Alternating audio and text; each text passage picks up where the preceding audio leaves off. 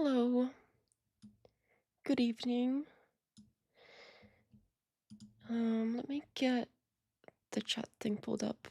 I was trying to fix something as far as the layout, the little highlight thing, and it was not cooperating. I think I spent like 3 hours trying to get it right, and it was not cooperating. I gave up shortly before this, and then, you know how it goes.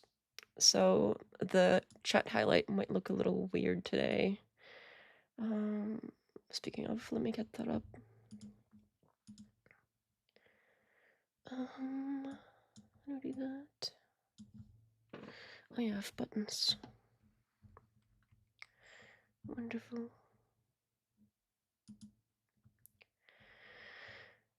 I don't need this. How is everybody this evening? It's finally the weekend. I wanted to do more YouTube stuff this week, but work has been so crazy busy, I didn't have time at all. At all. I was literally doing overtime and stuff, trying to get some stuff done, so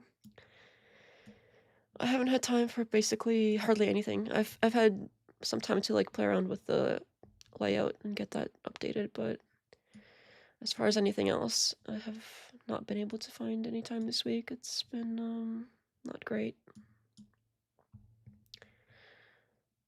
Where is... oh, here it is. I'll put you over here. And yeah, there's... I have to keep fixing layout related stuff. It's not perfect yet, but it's getting there. It's doing stuff. It may be a little bit too animated now that I look at it. It's a little bit like I just discovered how animation works and everything has to move. So I'm sorry if that's a little bit obnoxious. Rick now. Hello, Phantom. Nice to see everybody. Are we burning down the patriarchy tonight? What? I'm not sure how to take that, but welcome back. Fashionably late as always.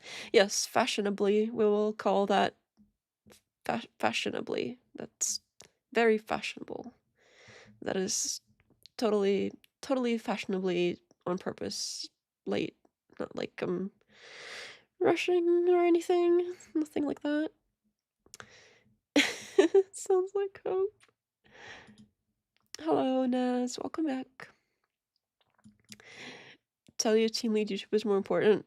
No comment. No comment on that. Right. How do I... oh, I need to get the thing. I forgot the thing.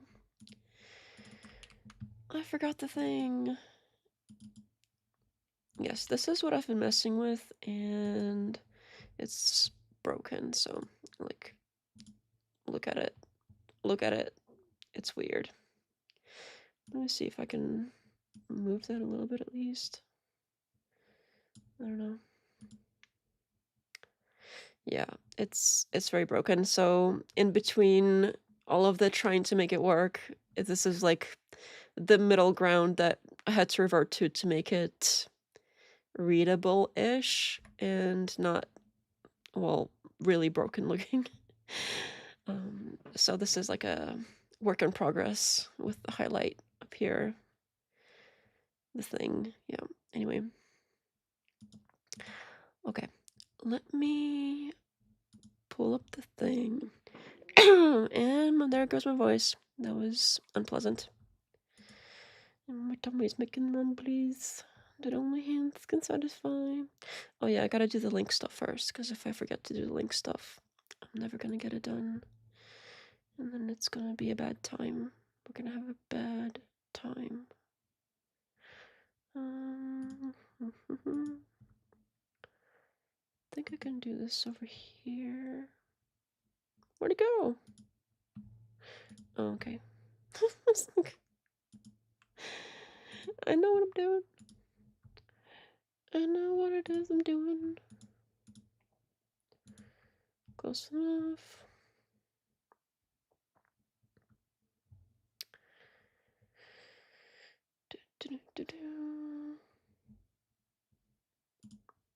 Alright.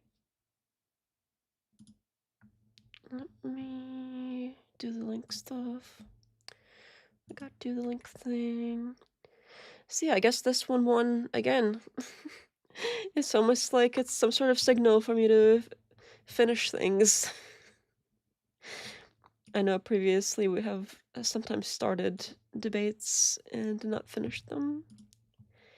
But I can't get away with that anymore, can I? Y'all won't let me.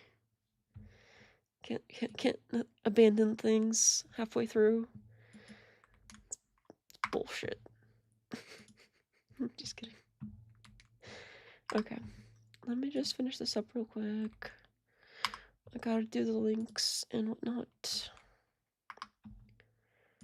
And then we shall resume.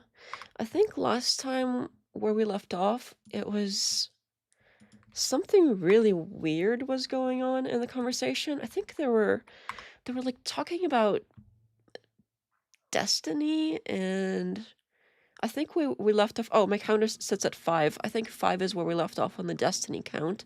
So there was that, and then it took some kind of weird turn as far as destiny engaging in, how do I even put this? A copious amount of phalluses in his mouth. That was the topic, apparently. If I remember correctly. I'm hoping that I somehow had a horrible nightmare and that wasn't real, but we'll find out. We shall see. We'll see if it's real. If it's the real deal or not. Okay.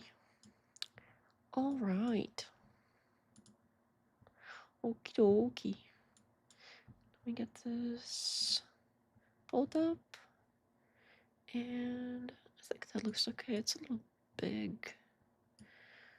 Let me shrink it a little bit. I just don't want it. I don't want it that in my face with all of the phallus conversations too close to my face. All gigantic, supersized resolution, especially with, you know. So I want to make the window smaller so it doesn't have to be. I'm using my words effectively. Excuse me.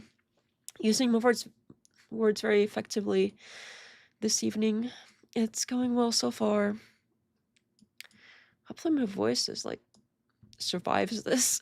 It's not going well so far. It's really not a great start. Okay, that looks okay. All right. Okay. I think we're gonna be okay. Oh yeah, it's pink, by the way. I changed it finally.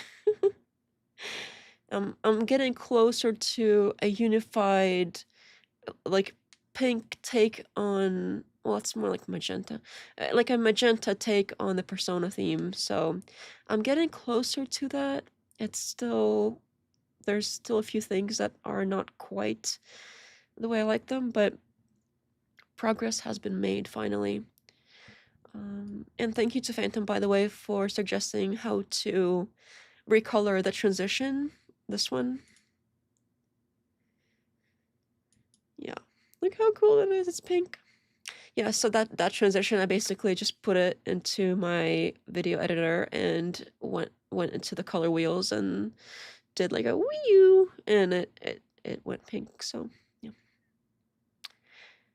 So that was good. I didn't have to remake that one from scratch because I really like that one, and there's a lot going on in that.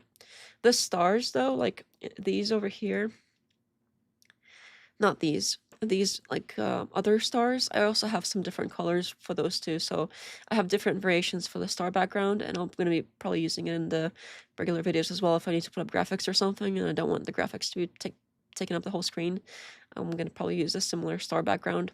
And these are actually generated. So I did find somebody put up on GitHub a star generator, and then I took that and I basically, well, I had Claude adjusted for me, so it's much fancier now with all the different settings and whatever. But yeah, there was one that was available that was similar enough, and then I took that and sort of expanded upon it. So, all right, that's enough of that.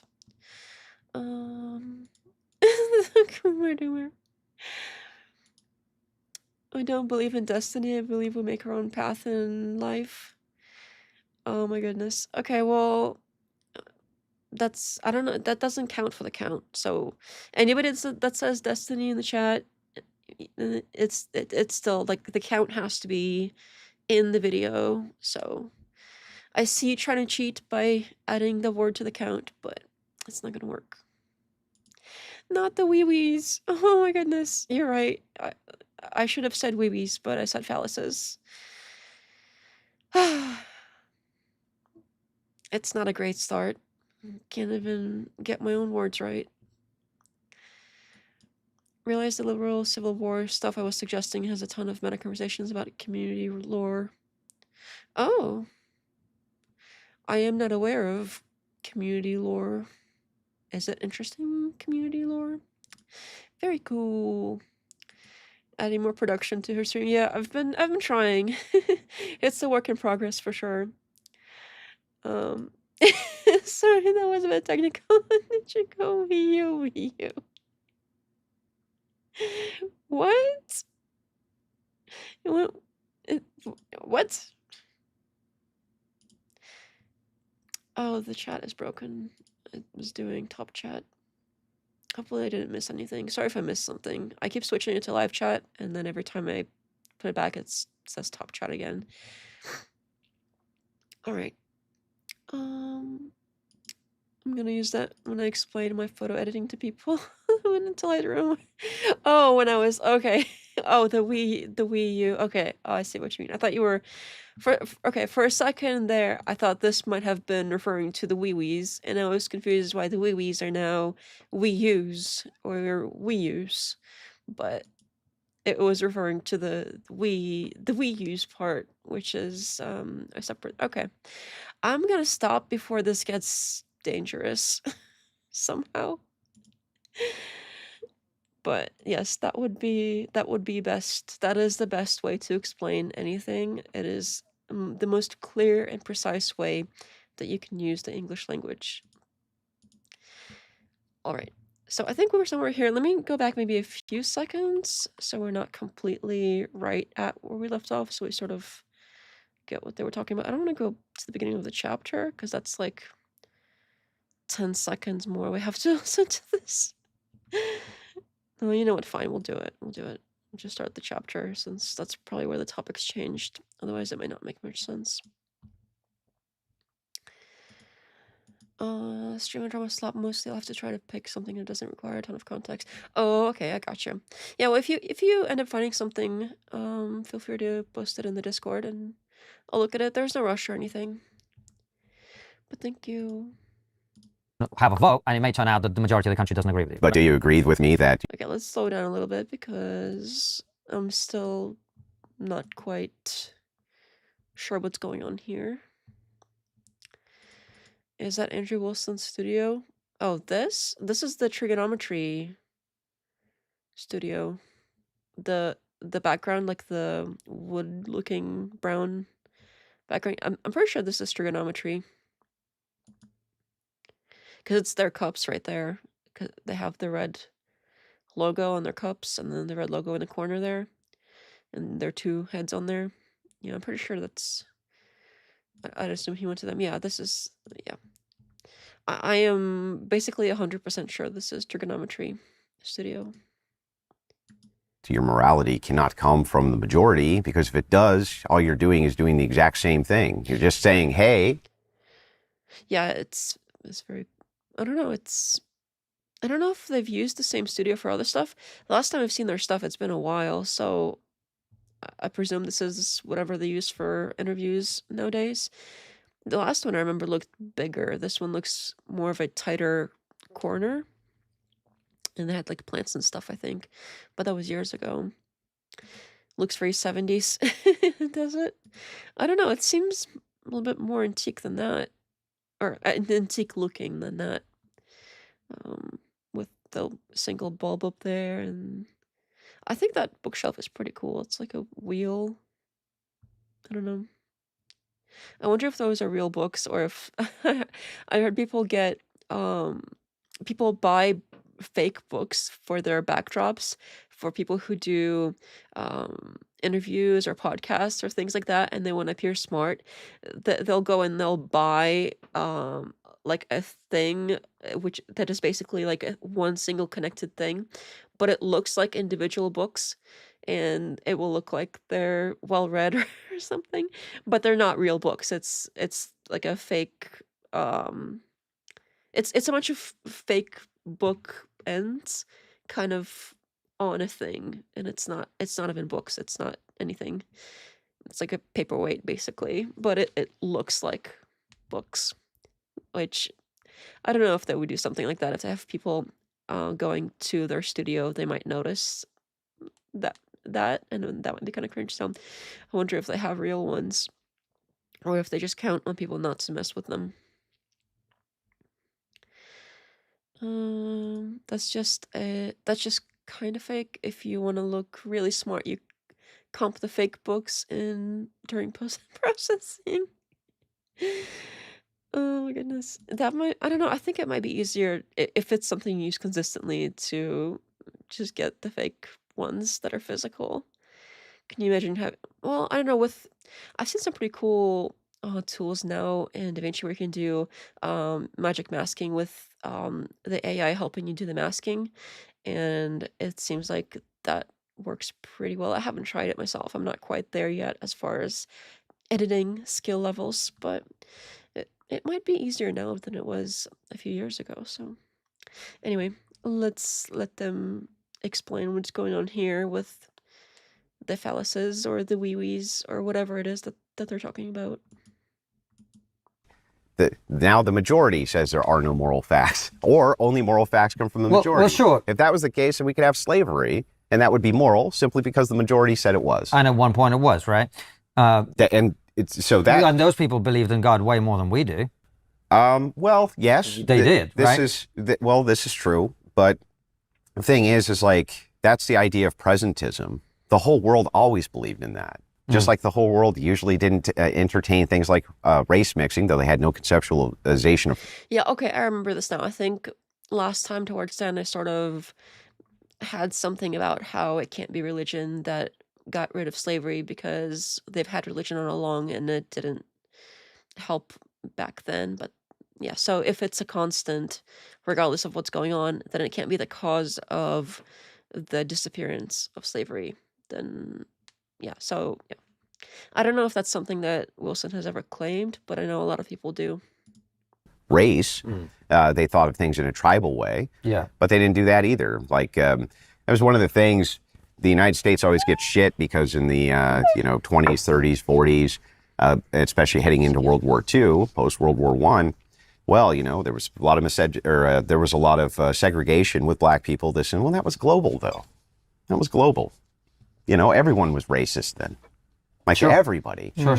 And so you're looking at this through the prism of presentism, and the reason that that's kind of come back to the destiny sucking dicks point. Yeah, I'm not sure where he was going with that. Like, yeah, it's obvious everybody was like that back then. So what? I don't know if they were making a point to the contrary. I don't know what he's going on about, honestly. So it's good that what's his name? Konstantin Kissin, I think. Like K-I-S. Anyway, doesn't matter. It seems like he's pretty decent at bringing things back to the topic, because it seems like even in the beginning part of this, it seems like Andrew kept trying to sort of veer off into other things, but I think Constantine has been doing a decent job bringing it back to sort of what they're trying to hash out. So Andrew keeps trying to go wee, and then Constantine keeps like, well, no, we're still over here. So, and then he has to go back. So I appreciate that, because sometimes people just sort of let him run loose, and then he gets completely away from the topic and sort of harnesses the power of confusion.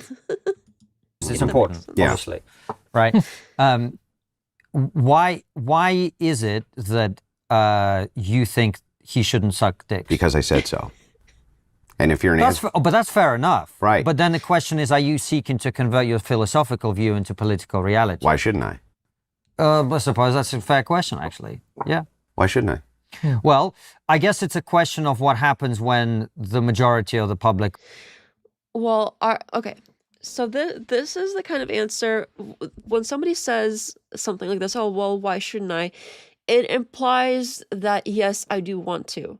But this is exactly the kind of thing where he will say, well, why shouldn't I? And then if you come back and be like, well, it seems like Andrew wants to make this into like a political power thing, or whatever the question was. And then he'll be like, no, I never said that. I just asked why I shouldn't do such a thing.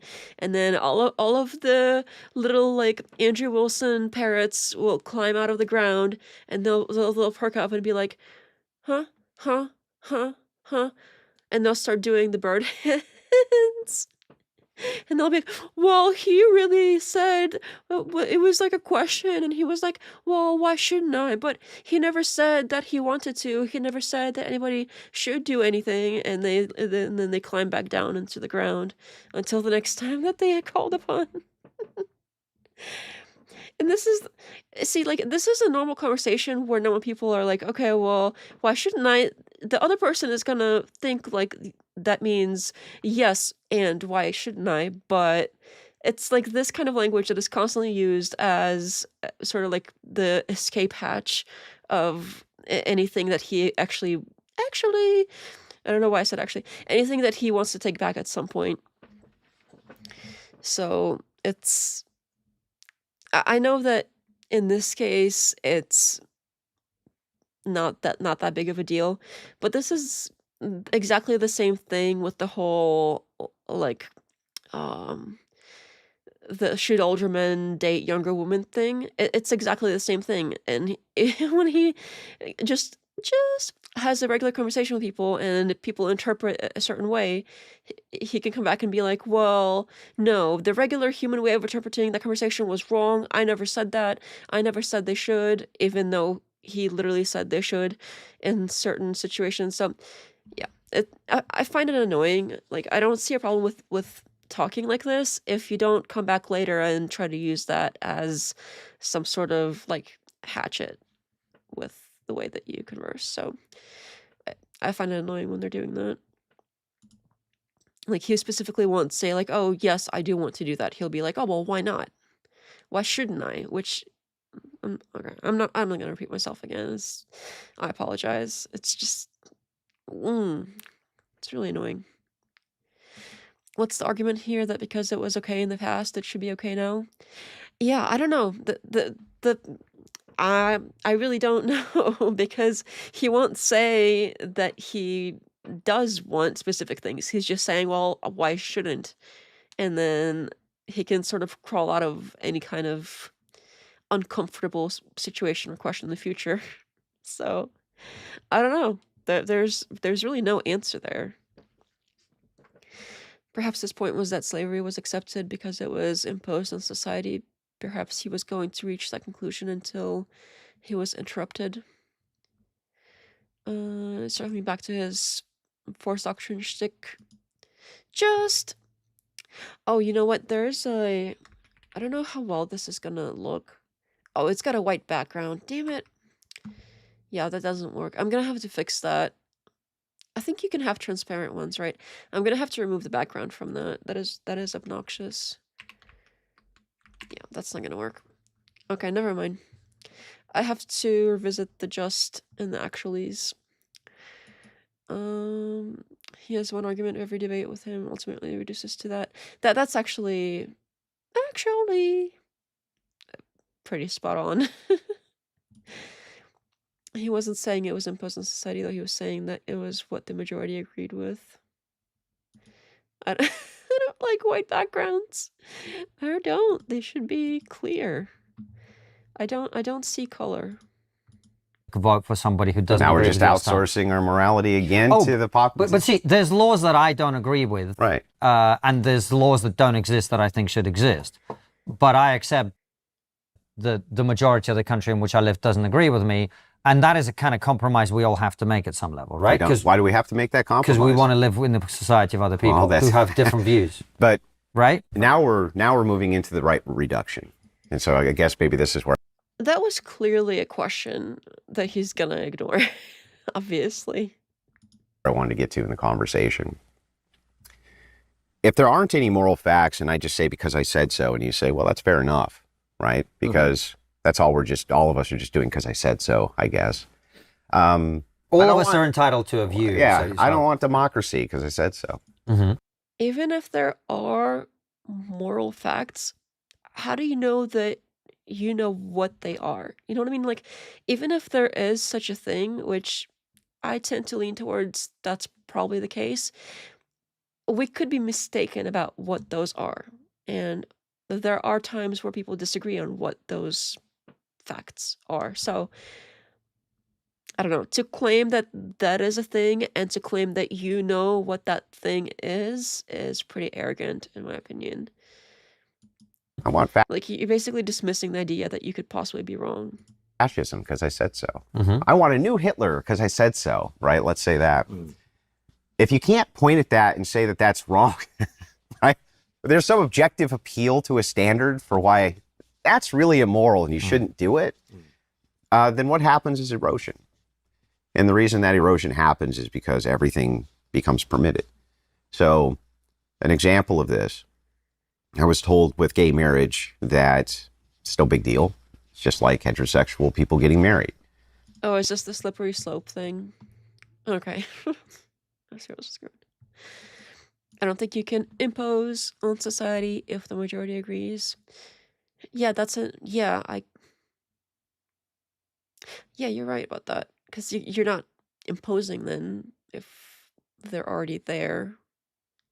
That doesn't make sense.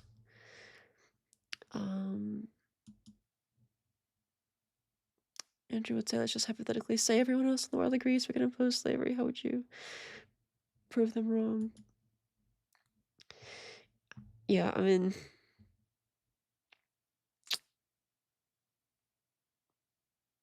yeah, but then there's that imposed word again. All right, I'll leave you to that. But this is... Well, okay, well, what's the argument against 3 men or 4 men getting married and then Is this slippery slope? This is like the most basic slippery slope. Adopting a child. There really isn't one. You can't really be consistent and be against that. Like, where's the consistency issue? You can say, well, it's the outcomes. It's like, well, can you prove the outcomes will always be bad? No? Or can you prove that if there's 2 straight people who are heterosexuals who are from vastly different backgrounds, they could have really bad outcomes statistically too. We wouldn't prevent them from having a kid. It's like, what's stopping 10 men from getting married and adopting a kid? Nothing. Nothing's preventing that. And by the way, it's happening now. Now you see men getting married in 3s and 4s. And you see polygamy coming back in a big way. You see birth rate collapses. Like, these are real issues in society. And I mean, in fairness, I don't think birth rate collapses to do with 10 men getting married to each other, right? No, it has to do, but it has to do with another issue, which is women. If you want to get women pregnant, you have a small window, and it's best to do it in their 20s. And what we do is we tell women to defer their best childbearing years to go to college during those years, which is insane. That's the dumbest thing I've ever heard in my life. I don't know why you would take the opposite sex who has the most limited window for childbirth for healthy babies and tell them to squander all of that, especially because they end up at college running, the cock carousel often and things like this. And it's like, it's just not. That's really generalizing. It's as if everybody who goes to college goes there to play with wee-wees. That is... I don't know if he knows that people do go to college for legitimate reasons, like doctors and law students and engineers. There are legitimate reasons to go to college that doesn't involve playing with all the wee-wees. And that is such a gross generalization. Is that... and such a sad view of the world, honestly. If it seems like everything everything that he mentions, somehow he will find a way to bring it back to promiscuity or intercourse in general. It seems like no matter what, he will somehow find a way back to that topic, and I don't know what that's about, why that is, but this is not the first time he's done that. I don't think Andrew could prove him wrong. I can't either. It's one of his gotchas he likes to use. That might be the dumbest thing he's heard in his life, but this is the dumbest thing I've heard in my life. Word. Bird is the word. I don't ever want to hear the term wee-wee carousel. I'll never again. That is gross. I mean, what is this about? Why is it...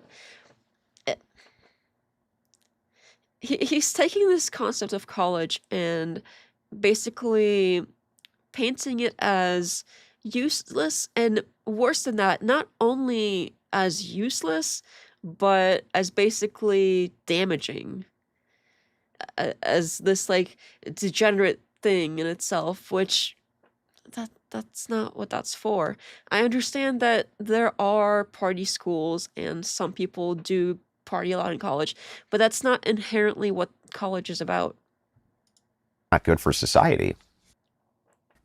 But kind of back to what I was saying, when we're getting to the idea of moral facts, this erosion always begins with the idea of, well, you can't really make a case, like I don't believe in your stupid objective morals. I don't believe in any of this. And so you can't really tell me that being a hooker is wrong. You can't really tell me doing this is wrong. You can't really tell me doing that is wrong. And so if you come to me and you say gays should be allowed to get married, and I just ask you back, why can't 3 of them get married? What's your answer to that? What is it? I have people in... Let's skip this one. I don't really... If we are to answer the question, I don't really have a problem with 3 people if they want to commit to each other. Like, it's none of my business. As long as they're not being... If they're not, hurting each other or children or whatever, it's really none of my business. I don't really know how the state is going to work for that, because currently the state does have something to do with marriage, and it has a lot to do with marriage. So I would rather the state not have anything to do with marriage. I'd rather that be like a personal or religious or whatever community thing that people sort of do separate from that being anything to do with the state. And then if they want to draw up contracts and wills and things like that, you could still do that no matter what. So like, you don't have to be married to a person to draw up a contract for, like, in case something bad happens to you, like a power of attorney or a will if, you pass. These things can be done without the marriage part. It's sort of a shortcut to make that easier. So you get those things by default. But I don't know. I don't think this is a common enough problem for us to make a big stink about it. I just don't think that there are that many polygamous people out there that are trying to get polygamy married, if is that a thing. Like, if there are a few, whatever, let them. I don't care. Like, there are much bigger problems in the world than stopping those people from marrying each other. There's just not that many of them, and it's not that big of a deal. Honestly, I honestly really don't care. It's kind of whatever. He seems to be preoccupied with men getting married to other men, lots of men too. Right, and the thing earlier with the destiny and the copious amounts of wee-wees that he's apparently picturing him putting in his mouth. So I am seeing a pattern here. I think you're onto something. I really do. Spending a lot of time thinking about that. Yeah, it seems like a pattern. A pattern is forming here. Andrew is genuinely trying to spread propaganda for his worldview. He actually wants Christian nationalism, or at least his version of it. The anti-feminism angles is a big part of it. I'm still confused as to what he means by Christian nationalism, because sometimes he'll describe it in a way that really softens it. And he'll say something like, well, it's basically when we have Christians and Christians get in government and they are allowed to be Christians and they're in government and they make decisions based on their, morals or whatever, which that's what we already have. People already do that. There's quite a few Christians in government. This is not a novel thing. And besides that, I don't really see what else there is that he would be willing to own. Because beyond that, what you could do is you could be like, well, if you're not a Christian, you're not allowed to be in government. He's not willing to say that. I don't know. He keeps describing it as something that is exactly like we already have, but he keeps saying that we don't have it now and that he wants to have it instead of what we have now. And that's what's confusing, because he's not willing to go and say all the things that would really make it Christian nationalism. He keeps softening it, and then it's this endless cycle of, if it's too soft, then that's what we currently have, but he won't go beyond that, and so we're kind of stuck in this sort of middle ground. Anyway. Your answer to that? What is it? I don't have one. Yeah, exactly. So what's preventing it? Nothing.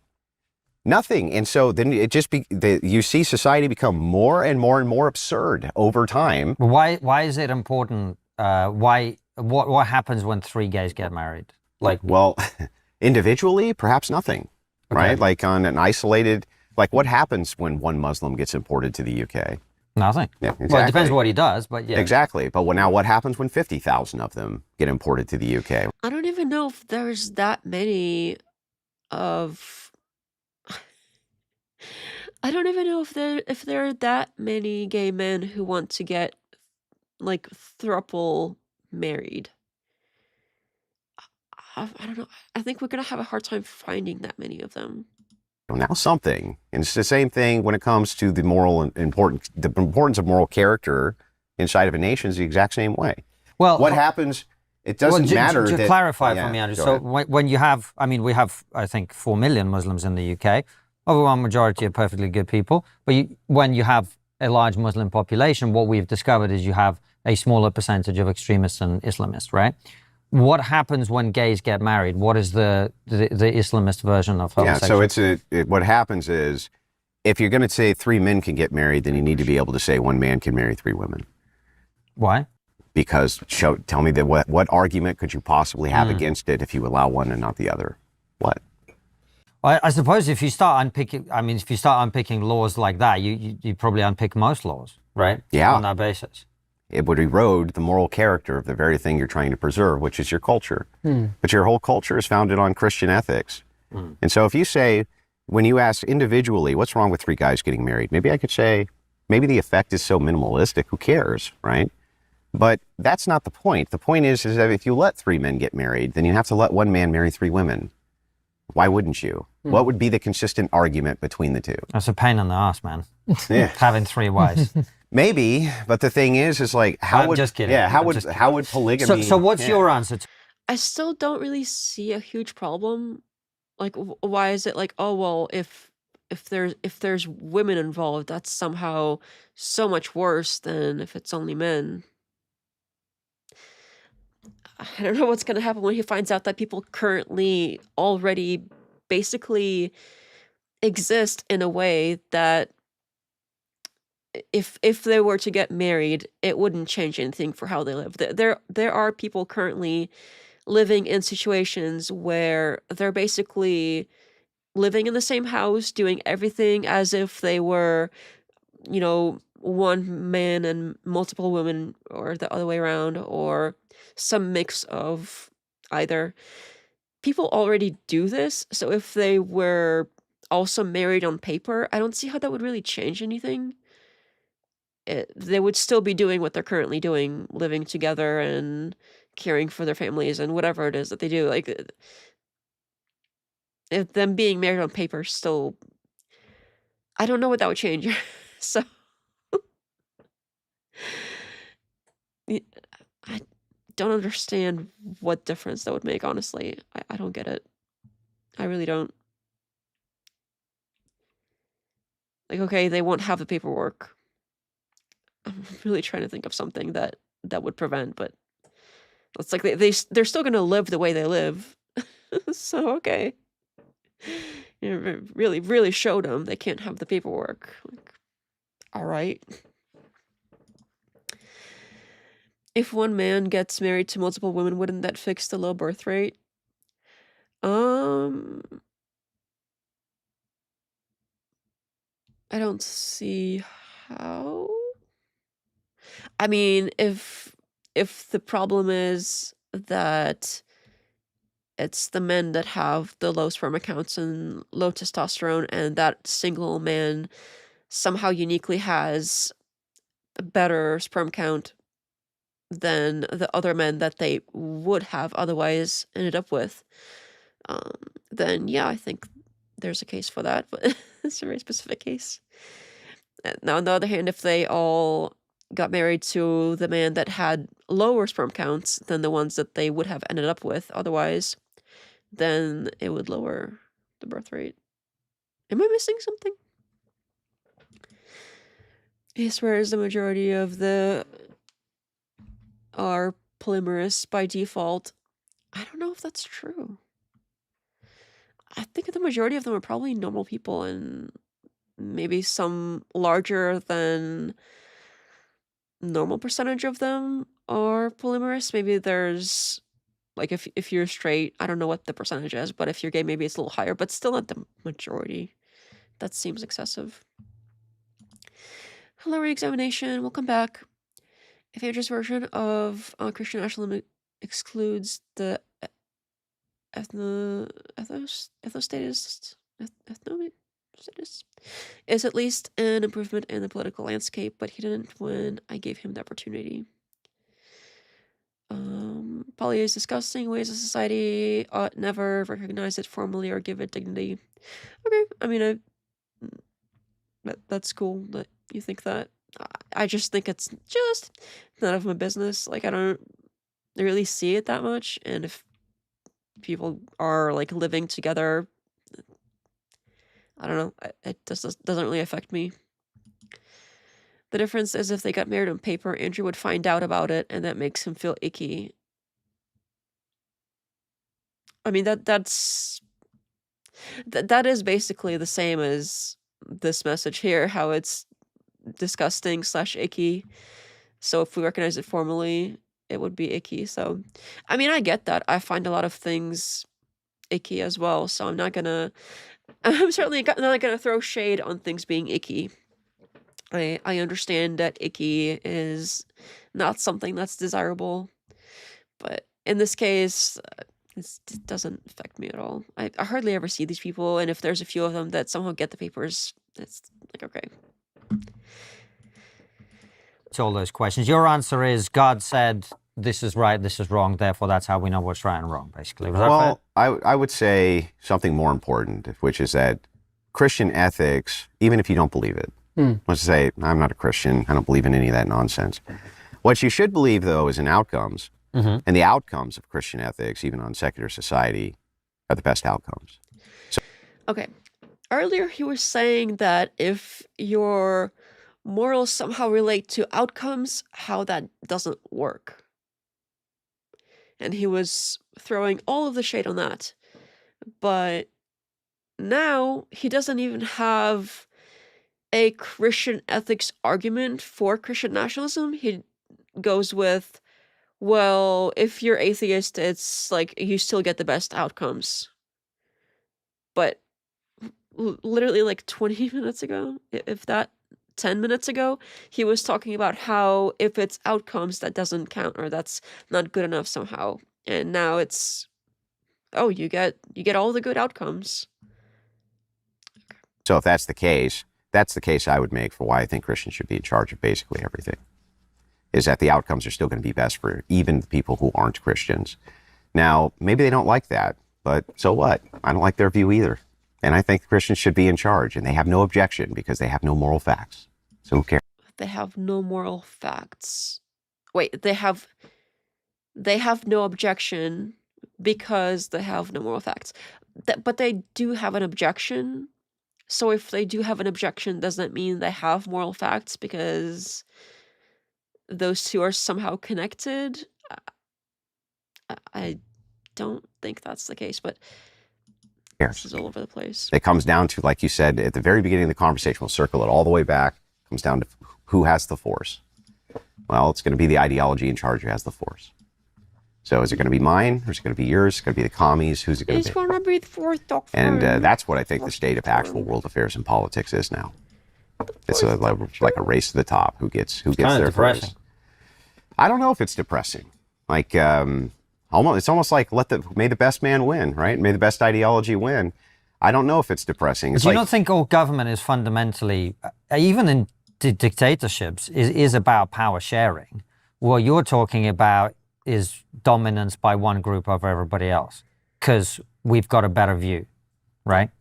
Yeah. That's what's depressing to me. Why is that depressing? Because, like I say, in most societies, there's a recognition. It might be tribal societies. There's the Pashtuns and the blah, blah, blahs, right?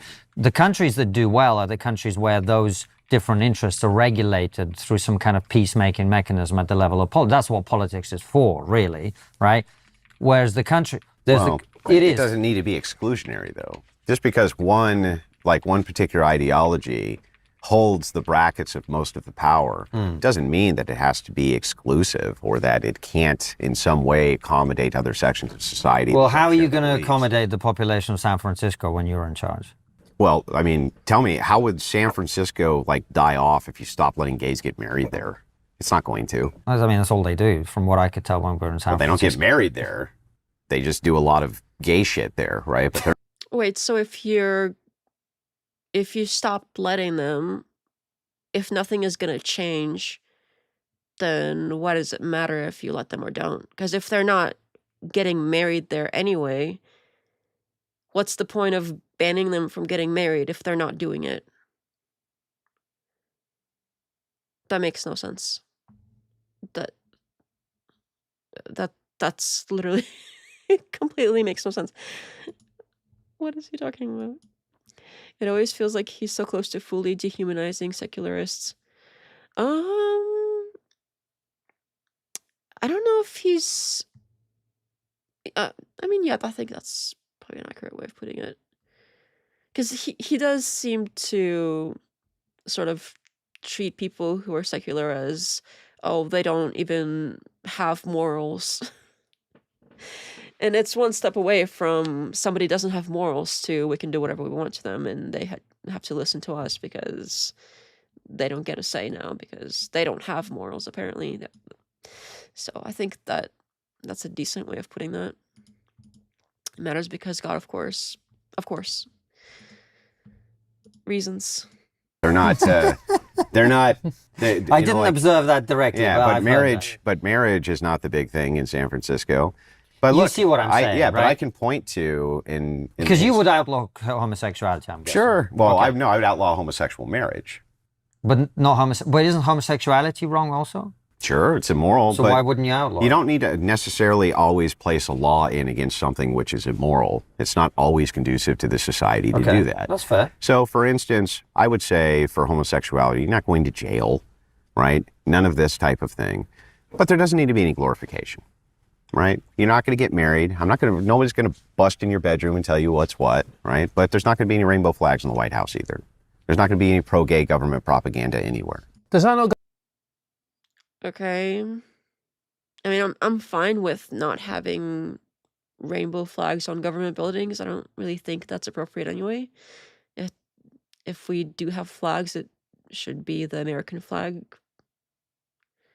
I don't really care that much about flags, but it would be weird to have anything but an American flag. So we should probably just stick to that. go against the First Amendment?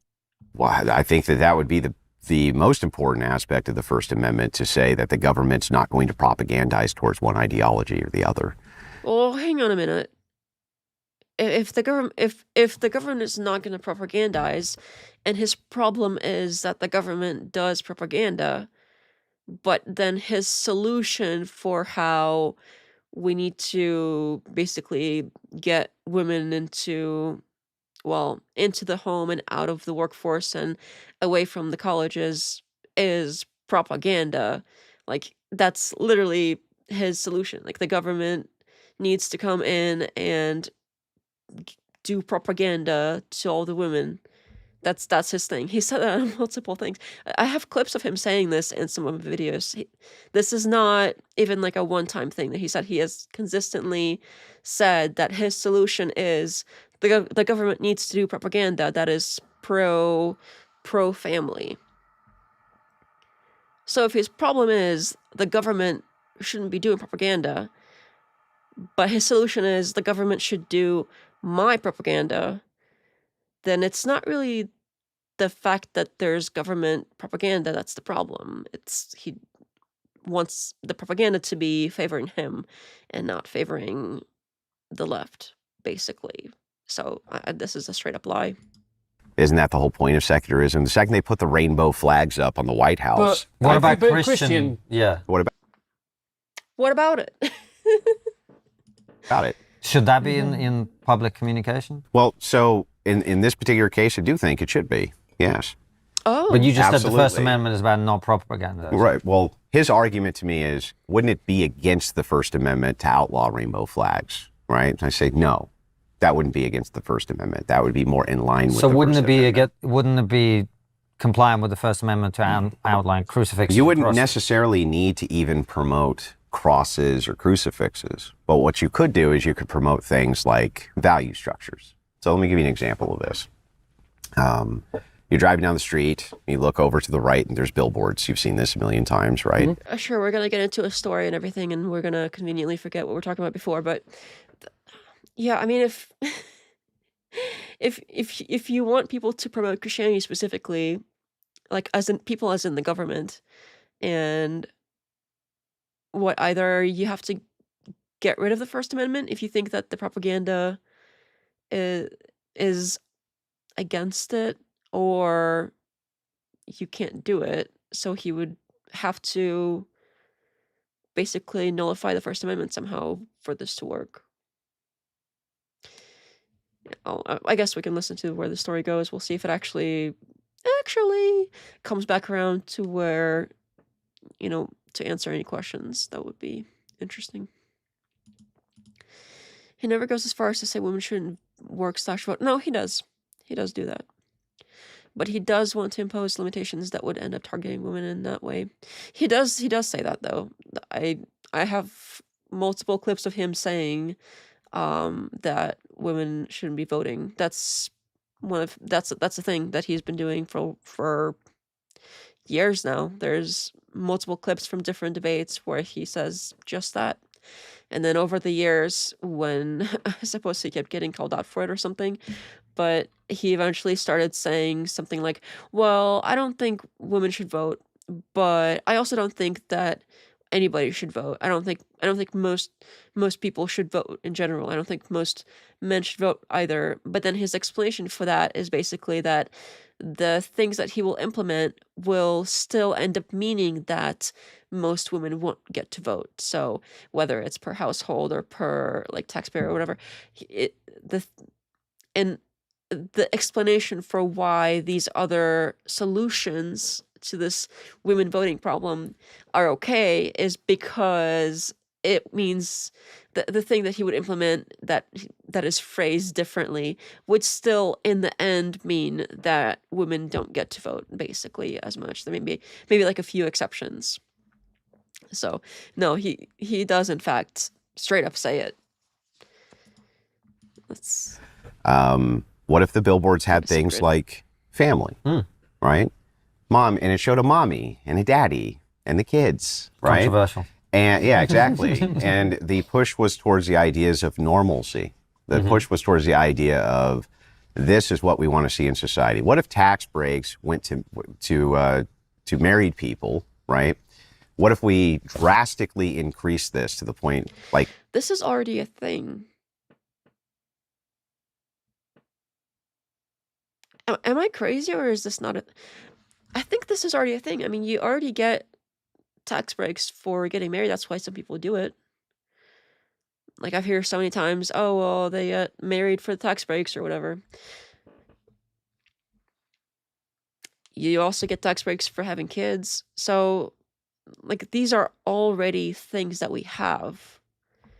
And it's not specific to Christianity whatsoever. None of these things are Christian specifically.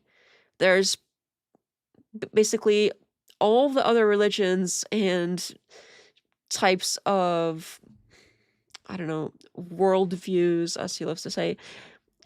Most people are pro-family. That's not like a unique thing to Christianity. So how is this Christian nationalism if he's describing, oh, well, we should promote families and give tax breaks to married people?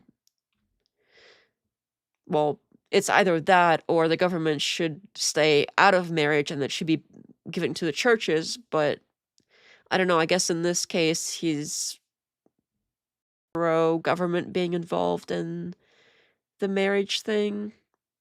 Because if they're giving tax breaks, they're going to have to keep track of like who's married and who's not and have a hand in it somehow, which is confusing because before he has said that it should be a church only thing, like churches should have control over the marriage and you shouldn't have to get like a marriage license from the government and things like that. So yeah, this is all over the place. I think that's what I was referencing. He did it in a debate today. His opponents asked him about it, and he said most people argue. Oh, no way. He said the most people argument. I'm not surprised.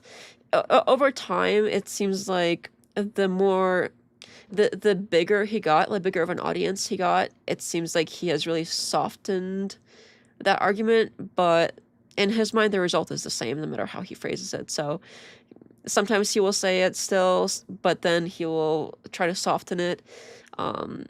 Earlier in his career, he has been more open about it, but I don't think anything's changed there. Some Eastern European countries have done, which has helped their birth rates, where it's like, okay, you have 3 kids, you don't have to pay taxes anymore.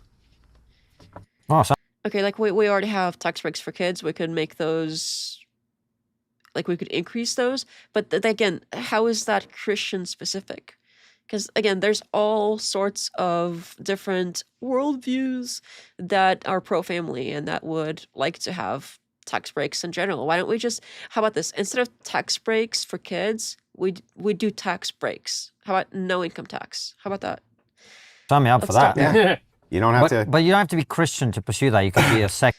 You know what? Maybe all I have to do here is shut up and they will get to it.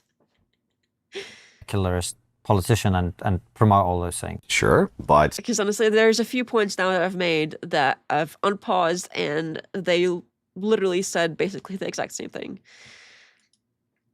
W for tax breaks. Yay, tax breaks. Under a secular view, why do we need to have a domestic increased population anyway? They can just import who they want. And that's what they did in your country.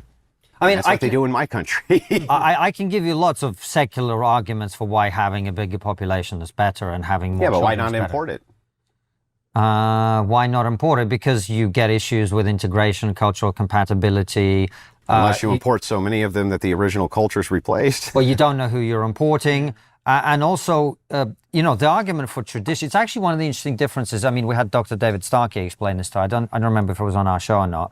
The difference between American conservatism and British conservatism is British conservatism is about tradition and history, whereas American conservatism is about religion and values. So you could argue for the preservation of a society or the multiplication of an existing culture through time from a non-religious point of view, which is like, what we have is good by definition, a priori, because that's what it is. It's our country, it's our society. We want to make more of that. So it's good because it's good? It's good because we are already here, right? It's good because where we are is a product of where we've come from, and where we are, we like ourselves, right? But then you can't argue against mass migration because it's just, what you're saying is just a tautology. This is good because it's good, and that's good. This is good because we've been given, look, we've been, okay, if my dad gives me a watch, right? It's not necessarily the watch and its unique qualities that make it special. It's the fact that I got it from my dad. So the culture that we got from our ancestors is worth valuing because we got it from our ancestors, because it's where we've come to as a civilization. But that's, again, it's tautology. Why? Because what you're saying is, because I got this from my ancestors, it's good. What makes that good? Because I got that from my ancestors. Yeah, that's exactly what I'm saying. And that's tautology. So what you're doing is you're pointing to the identification of the thing as being the thing, right? Which makes the thing the thing. I get what you're saying, but I think you're missing my point. So then I say, well, mass migration is good. Why is it good? Well, because it's good. No, but I think what I'm saying is, if you take the watch example that I gave you, my dad gave me a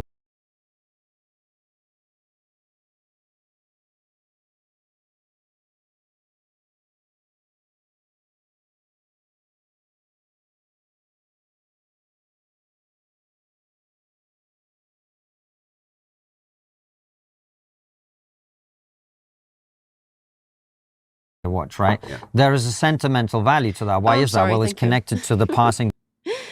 It wasn't important what I said anyway, but basically what it was is, it seems like it's not, just because it's good, but it's good because of the ancestor thing and how we value things that come from our ancestry, and that he's probably about to explain it better anyway. So, thank you. Thanks for letting me know. It's a thing. I forget. I appreciate that. Down from generation to generation. Why is that important? Well, it's kind of, I mean, you might not agree with this, but from an evolutionary perspective, the point of life is to recreate itself. And you'd probably say that's tautology if the point of something is to I mean, so now we're getting a worldview, right? I totally agree with you. The primary edict from an evolutionary standpoint is reproduction. Right. There's no ifs, ands, or buts about that. So that's why mass immigration is not good.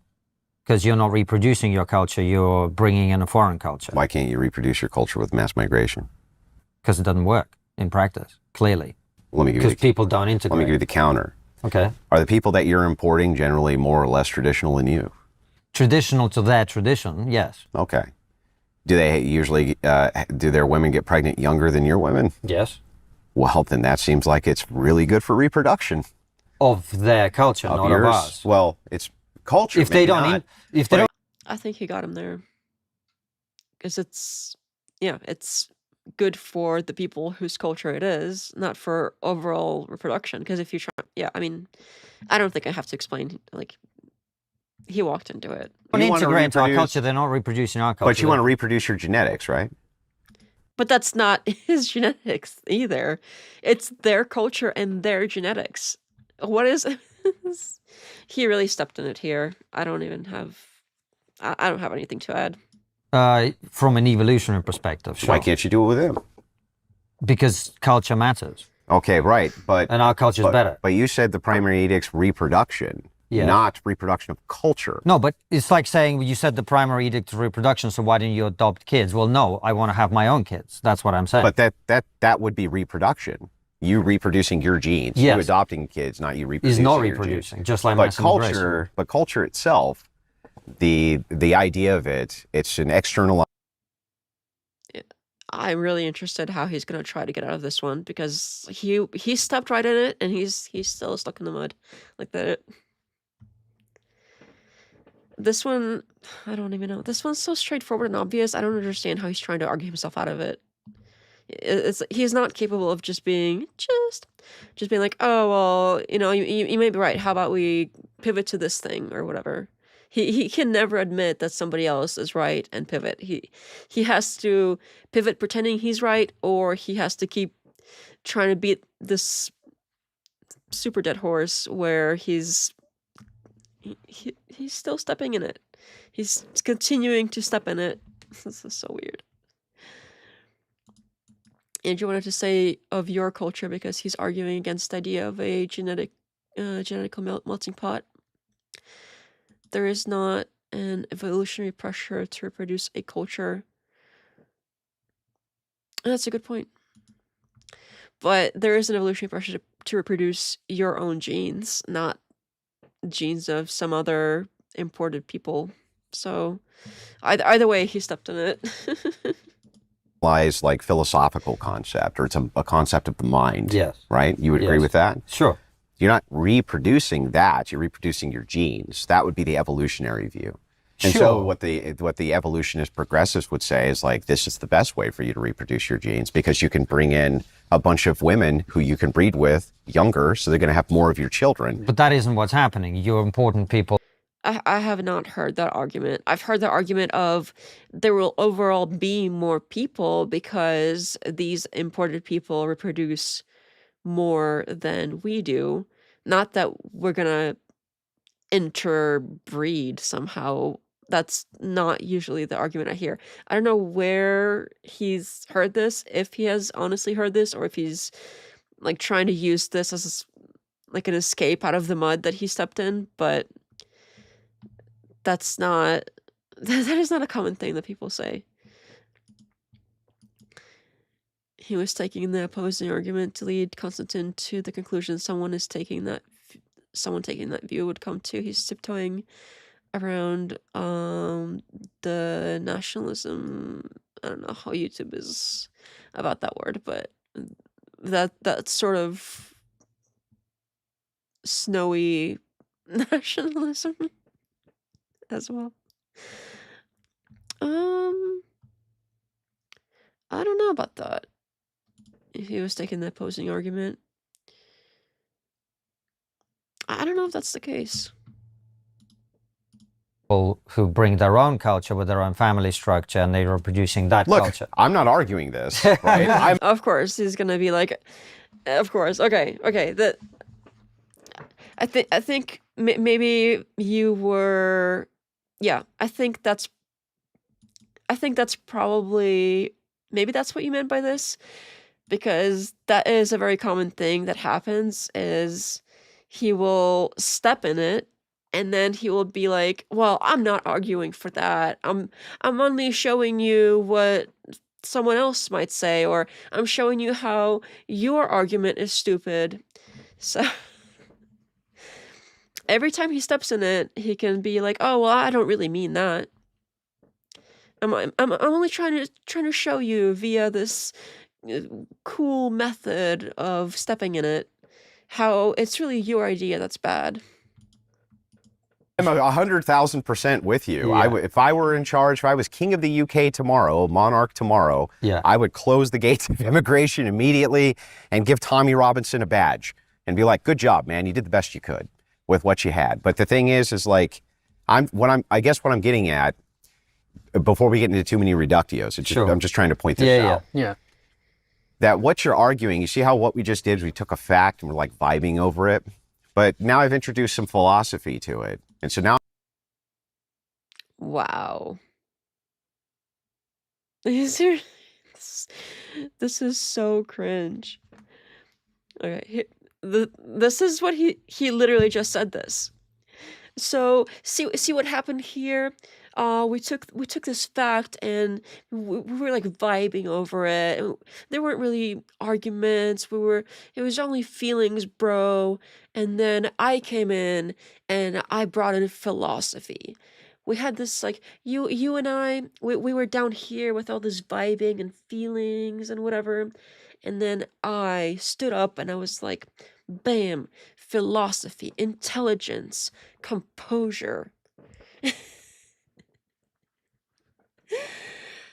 my goodness.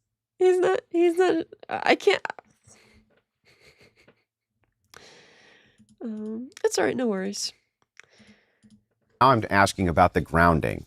What is the grounding? What is the thing under the pillar? I think actually we were both talking about the philosophy. Yes. Your argument is from a secular perspective, or from a perspective that's not aligned with yours, you can't argue against mass immigration. I thought I gave you some pretty compelling arguments from a secular perspective against mass immigration. You can look. You can argue it. Okay. What I'm saying to you is that if everything that you're arguing is just coming from a me perspective, all morality is just dependent on stance, then even if these people are doing something you consider dumb, it's not immoral. What? Could it be immoral, or how could it be wrong for them to do that? How? And this is a question when you reduce to the ethical purview. I realized a long time ago, Christians can basically do whatever the fuck we want to secular atheists, progressives, because What happens to treating others as you would like to be treated? well, so you're going to bank on the benevolence of my view, No, that's the follow. No. but that but I should, because you're a Christian. right. So if you're going to bank on the benevolence of my view, are you ceding that my view is the right one? Because if it's not, No, but I'm saying benevolence is an inherent part of being a Christian. So, but if you have a foundation of just stance dependence for all of your moral claims, right? Then even if I violated this and was a complete hypocrite and actually just verbally just paid it lip service for the purpose of controlling your mind, you can't tell me why that's wrong. You can't really point to it and be like, that's immoral, because there are no moral facts. Yeah. But, okay. Okay, I'm gonna have to look this up, because that's, from only what it sounds like, that sounds weird to me. And I'm not a philosopher, so we'll have to look it up. Stance dependence.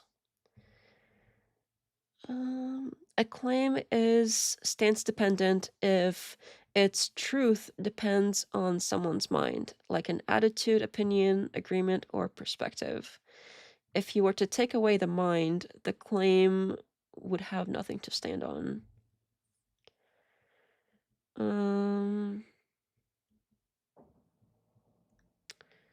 So if you have stance independent, so if something is stance independent, that means that there is,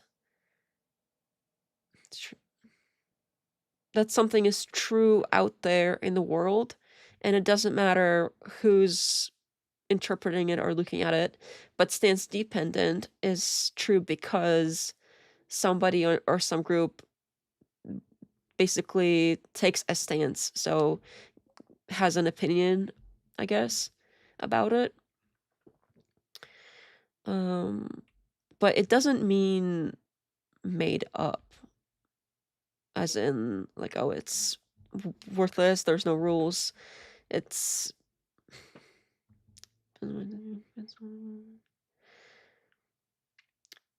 money. Apparently money is stance dependent, and you can't sort of change it in the moment.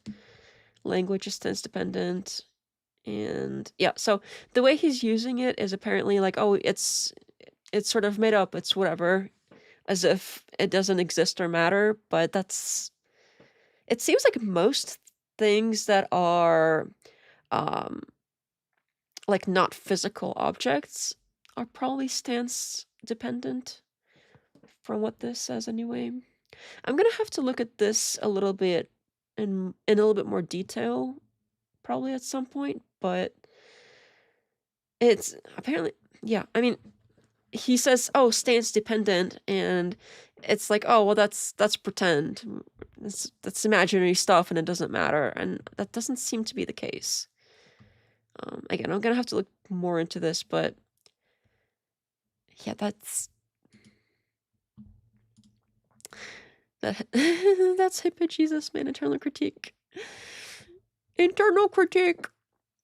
stance dependent is subjective and stance independent objective. Oh, okay, thank you. That is much more clear than whatever this says. That one TikTok Philbro really pushed him on this in that one video that was sent to the Discord. Had energy on his heels for the most part. Oh, I think I vaguely remember something like that. That was a while ago that I've seen that.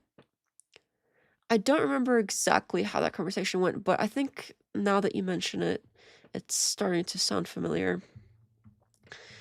And yeah, I think you're right. It was this like stance thing too, and I think at the time, at the time, if I remember correctly, it seems like he wasn't familiar with this like stance dependent or stance independent wording, and he has since learned it and now is using it on other people. I don't know for sure, but it's been a while, but I vaguely remember there was like some phrasing that was obviously new to him, and it seems like maybe that was it, if we're remembering the same thing here.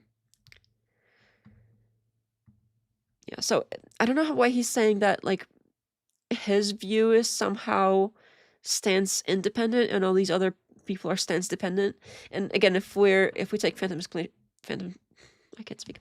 if we take Phantom's explanation here of stance dependent being subjective and stance independent being objective, his view is also subjective. Like anything he believes about God or Christianity in general, that's not objective. Like, he could be wrong. He's still using his interpretation of what he thinks God is and wants and does, and that God exists even, and what these ethics are all about. Like, none of that is objective.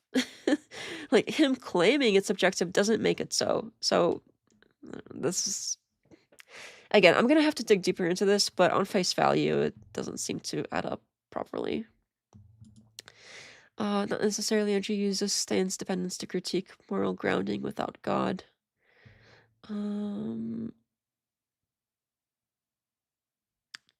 But yeah, that's the thing. It's like, you can claim that God is objective, but you're still not God. So your interpretation of what God is going to be stance dependent based on your stance of what that is. So in either case, anything that he does is also stance dependent. Trying to point at someone else and say that, oh, well, that's stance dependent, my thing is different, it seems to be incorrect. By his understanding, coming from God would be stance independent, right? I think that's where he's going with that, because otherwise, why else would he point out and be like, oh, well, stance dependent is basically made up and whatever. That must mean that, oh, well, whatever I have is better because it's not stance dependent, which would mean stance independent. Yeah, so that's the only way that I could read that. But he uses it in a bad faith way, and that TikTok debater called him out on it. Gotcha. I might have to watch that at some point, because it's been a while. His view of God would be stance independent if there is a God out there and the God conforms to his beliefs. But then he would still have to be justified in that belief, right? Because if he happens to be right, that's not the same as knowing that he is right, and like knowing that this thing is objective and it's out there and that's how it works is different than this thing is out there and he thinks he knows how it works and he happens to align with it, but he doesn't have the justification, like a true logical justification to believe in said thing. Does that make sense? It made sense in my head, but I don't know if it's coming out right. He usually diverts if he gets pushed back to defend his own position. I've noticed that. All right, well, let's let them discuss it more. We'll see what they have to say about it. Because often I keep blabbing and then I turn it on, and then usually it's Konstantin that has a pretty decent response that is way more concise than whatever I was doing. But that being the case, but what we're talking about is, you're saying that you want your ideology to dominate. Yes. Effectively. Yes. Is that a Christian way of doing things? Yes. Why? Well, I mean, well, if we want to look back through human history, we can start with the Byzantine Empire if you want to. No, but Massive Orthodox Empire. We can talk about the naming of kings by God himself. We can dive right into the lineage of the King of Kings if you want to. The thing is that I'm not here advocating for a monarch.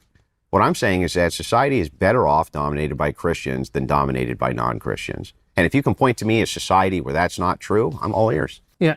And what do you mean by dominated? Because a lot of people hear that word and go, whoa, that sounds authoritarian. The social, political class, well, there is some authoritarianism to it, I suppose, but I just think there's authoritarianism to each ideology which exists, including liberal ideology. It's just authoritarianism now by direct democracy.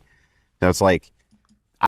I'm very against direct democracy, but we don't have that, luckily, so I don't know what he means by that.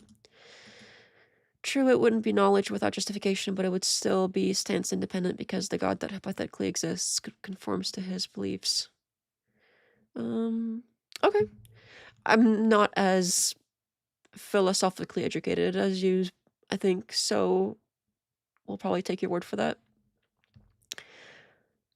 But the problem arises of who has the correct message from God. Two individuals have different interpretations of the message. Who is right? Yeah, that's kind of what I was saying. Like, if you are interpreting what God is saying, that is still your stance on God. So you're still dependent on the stance about something that may or may not exist. But if we somehow knew for a fact that God was a thing, or if God happened to be a thing, then we would be correct. I don't know. It still doesn't sound, on face value, if from what I have just learned, it still doesn't sound like it would be stance independent if there really was a God, because it would still be his human interpretation of God. Yeah, I'm gonna have to look more into this because haven't been like in English it makes sense. Like, these words seem to have a meaning that is related to what they mean in plain English, but it still seems like something I would probably read more about. But on face value, it doesn't seem to add up. It's Byzantine, not Byzantine. Did he say Byzantine? I didn't even catch that. I kind of want to hear now. It's just authoritarianism now by direct democracy. So it's like, I suppose Christians might come in and say some things that it might have been earlier on. I don't want to rewind too much. They're pretty controversial. They might be like, no, gays can't get married. Prostitution's illegal. No more pornography. Right? Blasphemy. Let's be a little more chill on that. Right? Maybe they'll put... That seems kind of arbitrary. So how is it Christian nationalism if your rules aren't aligned exactly with Christianity? Then it's basically Andrew Wilson nationalism. It's like an authoritarian way of governing that basically conforms exactly to what his preferences happen to be about society, and doesn't have a ton to do with Christianity except for the fact that he's sort of using that as like, oh, this is the Christian way. It's like he's using it as a sailing. He's using this as a sort of sales pitch. I can't speak today. I keep trying. For some reason, the accent is coming out. He's using this as like a sales pitch because it's like, oh, well, the Christian nationalism, there's many Christians and maybe they'll want to have more Christian things. But what he's describing is like some things happen to align with things that are acceptable with Christians, but it's not inherently Christian. It's like, oh, stuff he happens to prefer. That's all I'm hearing. I'm honestly not hearing a lot of Christian nationalism in whatever he's describing, which is a common, which again is very common for these sort of debates that he has. Every time that he discusses Christian nationalism, it's the same problem. Like, he's not describing a Christian nationalism. He's describing stuff he would prefer, and he's using the Christian nationalism as like a rallying sort of central point that doesn't really mean much. whatever. Well, it is stance independent if it's true regardless of anyone's stance. If the God exists, and what the God is like is independent of anyone's stances. That's what I'm trying to say. If it is stance independent, it is stance independent if it is true regardless of anyone's stance. Yeah, but you would have to have... Yeah, I mean, if you happen to have the exact same understanding of God as an existing God that, and you like somehow got it perfectly correct, sure, in that specific case, I think that might be right. But even if there was a God, that's basically impossible. I would hope. I don't think any Christian really thinks that they know like everything about what God is and God's intentions. They literally call out the fact that you don't like you may not know what God's intentions are. You don't know God's plan. He has this like grand plan for people, and they don't know what the plan is, but they like accept that these things happen because of some plan. So part of Christianity seems to be this not knowing of exactly what God is about. I don't know. That seems like probably a deeper dive. Let's let them resume. Put in some things like that. Tell me how society's worse. Like, how's society worse because 18-year-olds can't show their asshole on OnlyFans? Like, I honestly want to hear, how's it worse? Like, why specifically 18-year-olds? Why not 20-year-olds or 30-year-olds? Okay. It seems to me like by every metric, it's way better, right? And the people arguing against it are like, well, we don't want totalitarianism. That's totalitarianism? I'll tell you what I saw as totalitarianism was COVID checkpoints, potential vaccine. Okay, two wrongs don't make a right. Those things were also wrong. That doesn't mean that whatever you're describing is not wrong. Mandates, communications going through Facebook and the... He's like, oh, what's this one called? He's basically like, well, they did stuff that's kind of authoritarian too, and that was bad. So the authoritarian stuff that I want to do is okay because they did it, but my stuff is good. Yeah, okay. Sure thing, bro. Whatever you say. I get the feeling that Orthodox feel like their God is more concretely defined than other Christians, although they do appeal to mystery when it comes to contradictions. Whataboutism? Yeah, I mean, the mystery when it comes to contradictions is literally one of the major sort of pillars of Orthodoxy. They wouldn't call it contradictions though, but I mean, they are contradictions, but they don't usually use that word. Whataboutism? I don't know if it's... I don't think it's exact. I think it's kind of whataboutism. It's been a while since I've done like a deep dive on any of his stuff.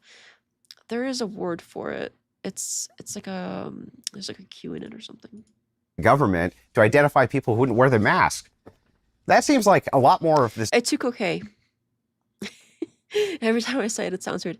It's like a two, like TU quote K with like a QUE or quote QUOQUE to K. Like, oh well, they do it too, so it must be okay when we do it. That sort of thing. So it's kind of that. The totalitarianism, fascism. Him pointing out that, oh well, they were like, the left was doing all this authoritarian stuff, forcing people to do this, the COVID related stuff, and that must mean that, oh well, his is fine too. It's like a okay. No, not that. No, they aren't contradictions. They are mysteries. Yeah, it's something like, yeah, the mystery, mysticism. There is a specific word for it too. I forgot. Again, it's been a while since I've done the deep dive. My mind is completely like on different topics now, but there is a specific word for it, I think, that I'm for some reason can't think of. Tonight is not a great night for languages in my head, apparently, or language or speaking in general. It's been rough so far. I can't even speak. I apologize. What aboutism? You're killing me. Woo! Tsukoke, thank you. Esoteric. Just do the rest of the stream in Russian. Я не знаю, наверное, не получится, если никто не понимает. И мне тоже сложно уже. Было давно последний раз я разговаривала, поэтому думаю, не получится. Ладно, давайте продолжим. The words aren't wording so well. Yeah, exactly. It's been rough. Thing than like, oh, sorry, you're 18, you can't put your asshole all over the internet. Sorry. It's like, what? Where at some point maybe we can introduce. Why 18? Quit making up words. Yeah. There we go. Everybody understood that. Perfect. We'll keep going like that from now on if that's what people desire. You sound more tired in Russian. Oh, really? That's a new one. Usually I get like angry. People think that people who speak Russian sound angry. Tired is a new one. Maybe that's just the way I was saying it. Okay. Enough wee-weeing around. Produce rationality back into Get it. Wee-weeing around. Okay. The scheme here, right? It's like, it's not you do whatever the fuck you want or it's totalitarianism. That's not how it works. It works like this. We're a nation of laws, and laws are... It works like this. You do only the things that Andrew Wilson finds acceptable, and nothing more and nothing less. And that is a perfect society. Okay. Governed by ethics. Like it or not. All laws are informed by a person's ethical worldview. So which ethical worldview do you want to make the laws? The people who want 18-year-old girls to put their assholes on OnlyFans, or the people who don't? Wait a minute. I thought he was just saying that people who basically disagree with him don't have ethics. Like if they don't think that it's wrong to do that, then they don't even have like they are they're stance dependent, and therefore all of their morals and everything is basically made up. But now they do have ethics. Maybe I'm confusing ethics and morals. That could be on me. But it sounds like it's kind of along the same, like, similar stuff. I like Russian nesting dolls, only the red fox leaves prints in the snow. What? Are those two things related somehow? I do also like those dolls. I have some around. Maybe I can do a show and tell next time. I'll bring one. I'll bring one to the stream. They're around the house somewhere. Only the red fox leaves prints in the snow. I don't know what that means. I must be a bad Russian. Which ones would you prefer make the laws of your nation? But isn't that just quite a simplistic way of looking at it? For instance, if you look at literature, we had Christians saying certain books shouldn't be published. For instance, Lady Chatterley's Lover by D.H. Lawrence, a classic of English literature. They didn't want that to be published. They were bowdlerizing Shakespeare.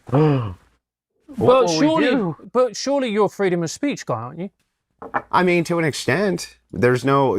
So here's my view on rights. What is a right? Let's start with that. What is it? You tell us. Well, it's a social construction that we made the fuck up.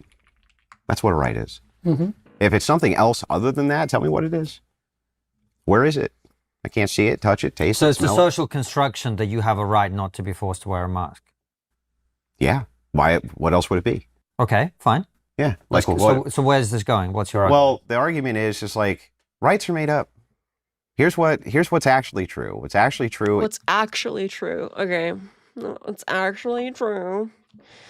This is the same exact script that he's been on for years. I've covered this front and back, left and right, up and down. This is the situation for which I made the very long Force Doctrine video. That's, I don't know how long that video is. It's been a while since I've touched it. It's an hour long. So the hour-long Force Doctrine video with the cheese on it. For any claims that are made here, please refer to the thumbnail with the cheese on it, and there's chapters in it, and you could probably go to, like, for any statement that he makes here, you could probably, like, find a chapter for it and go to that part of the video, and it will debunk whatever bullshit is going on here. But that's what that that's what I made that for. So we will refer to that. But this was kind of sudden. It seems like he really wanted to take the conversation to this place since the beginning, but I don't know if, like, he kept having to, you know, actually answer questions and explain himself and all that. But now he sort of, during an answer, he sort of went and did like a right turn straight into rights, and just so he can do the Force Doctrine thing. Yeah, okay. Smooth. That was so obvious. It's Soviet doublespeak. You're supposed to say the owl blinks twice at dawn. Oh, I've never heard of it.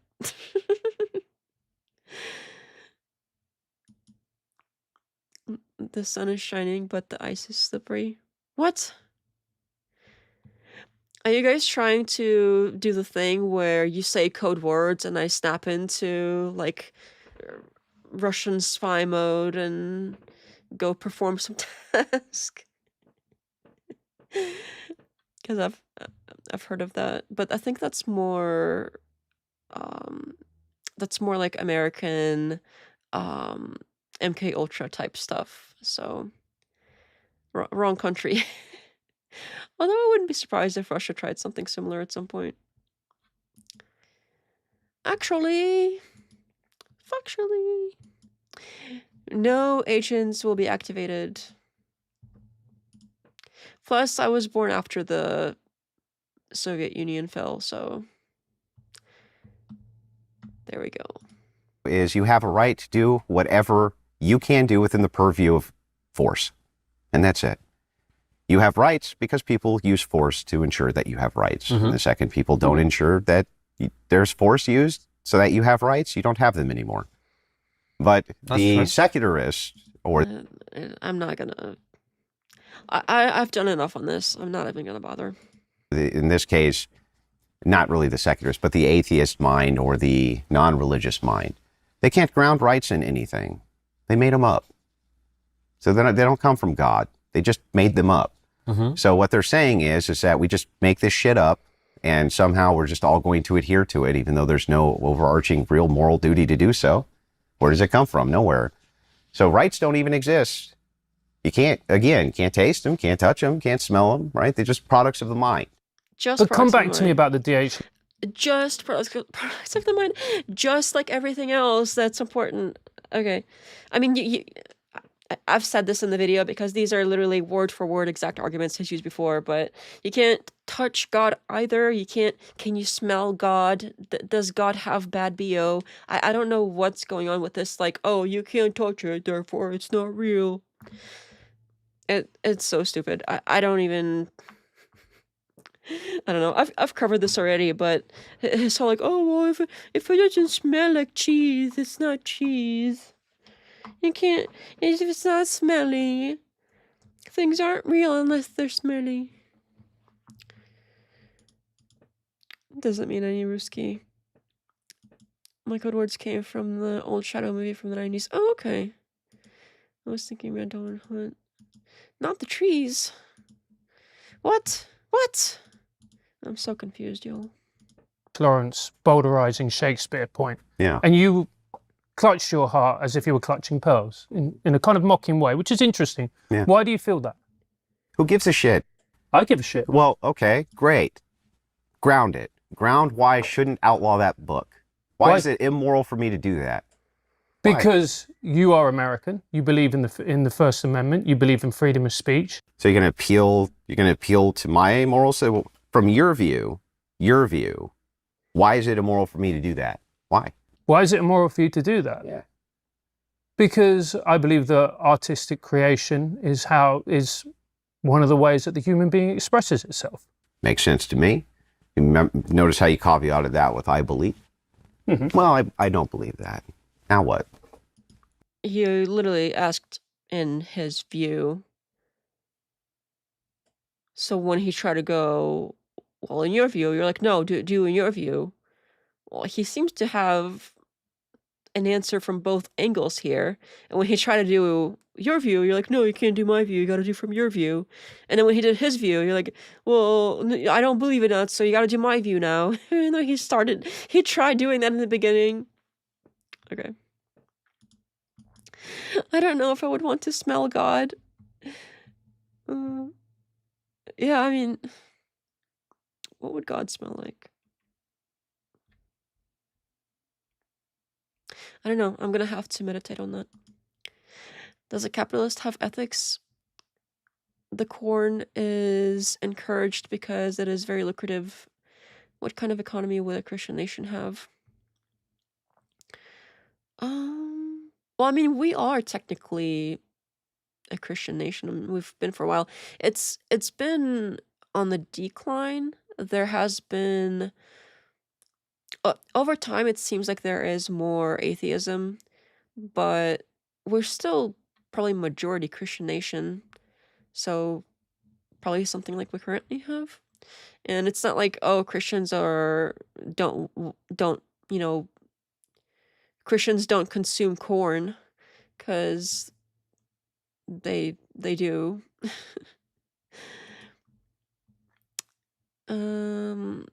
Eggs for sale, Christians buy. That is also true. Christians are like everybody else. I mean, a lot of them try to do these certain things a certain way that, like, if they think something is too degenerate, some of them will abstain, but most of them are just normal people and they do what other people do, so I don't know. It doesn't seem like, oh, if people are Christian, then they're somehow adhere exactly to all of every single rule in the Bible. They don't eat shellfish, and yeah, I mean, it seems like that's not the case. A lot of Christians tend to pick and choose the stuff that they adhere to. All right. Now where are we? Well, that's why we have democracy, so we can adjudicate this, right? So again, now we're just back to outsource. So as long as I can democratically convince enough people to outlaw that book, yeah. Well, I get, but that's kind of unavoidable, isn't it? Like if you live in a society where 99 out of 100 people believe that something should be X and you believe Y, I mean, logically speaking, you're going to end up in a society that outlaws X. You would end up in a society which outlawed X, but that doesn't mean that's right. No, I agree. Or wrong, I agree. Right? But then ultimately you have a choice of whether you choose to live in that society or not, right? To an extent. Yeah. I mean, to some extent, maybe you have some control over that. But I guess the point I'm making to you is not that I would outlaw this book, right? The point that I'm making to you is that you don't have any justification for me not to. Like, who cares? Oh, you believe that? So? I believe different. What now, what's the media? What, what is the threshold breaker? Well, now we're just... Okay, he seems to freely use having a different reason for not having justification. Those are not the same thing. People could have different reasons for things that you may not agree with, but it seems like, well, if Andrew doesn't agree with it, then there's no justification. It doesn't exist. Everybody has a reason for doing everything. Every single thing that people do, there is some reason that they do said thing.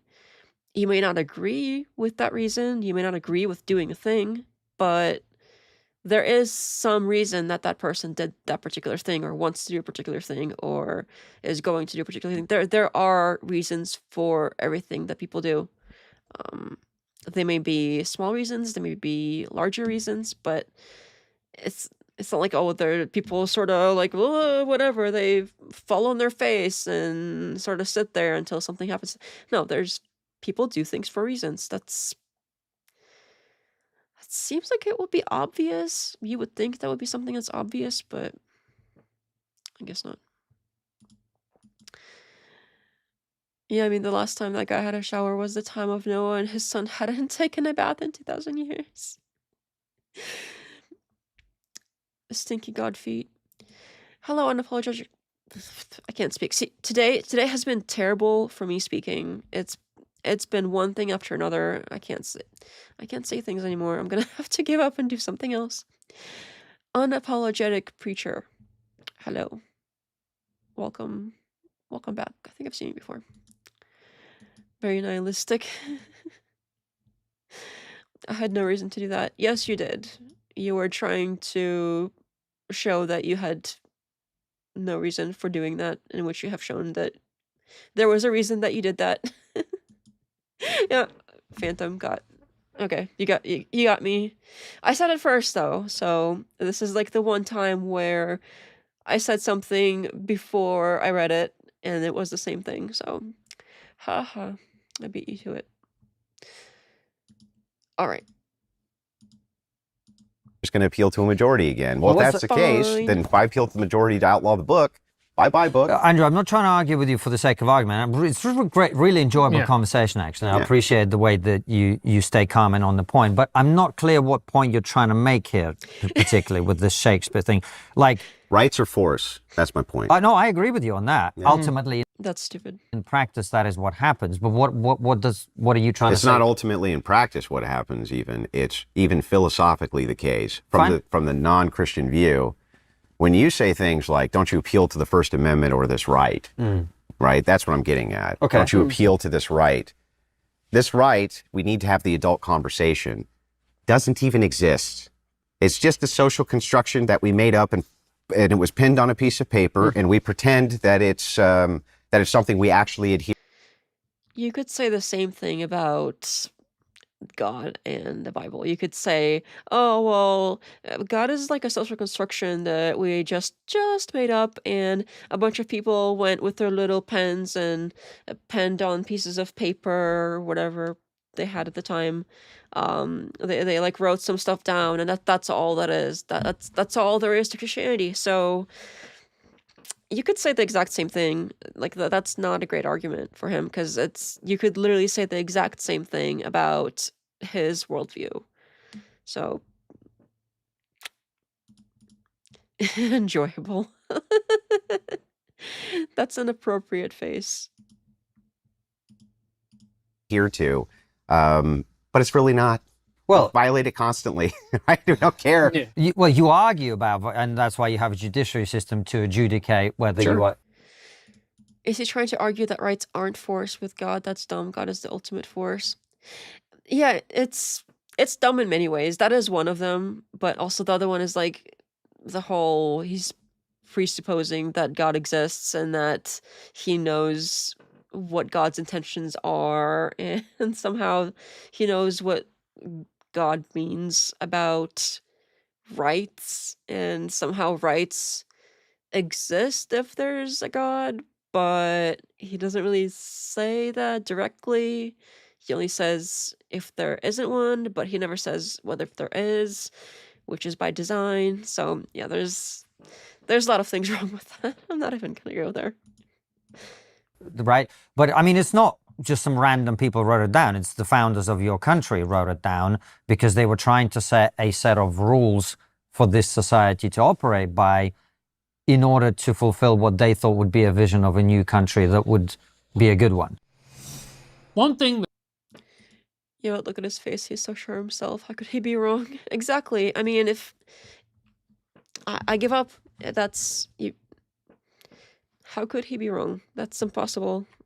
If you say something confidently enough, there's nothing I could possibly say that would negate that confidence. So it's clearly me that is mistaken. I'm gonna take my ball and go home.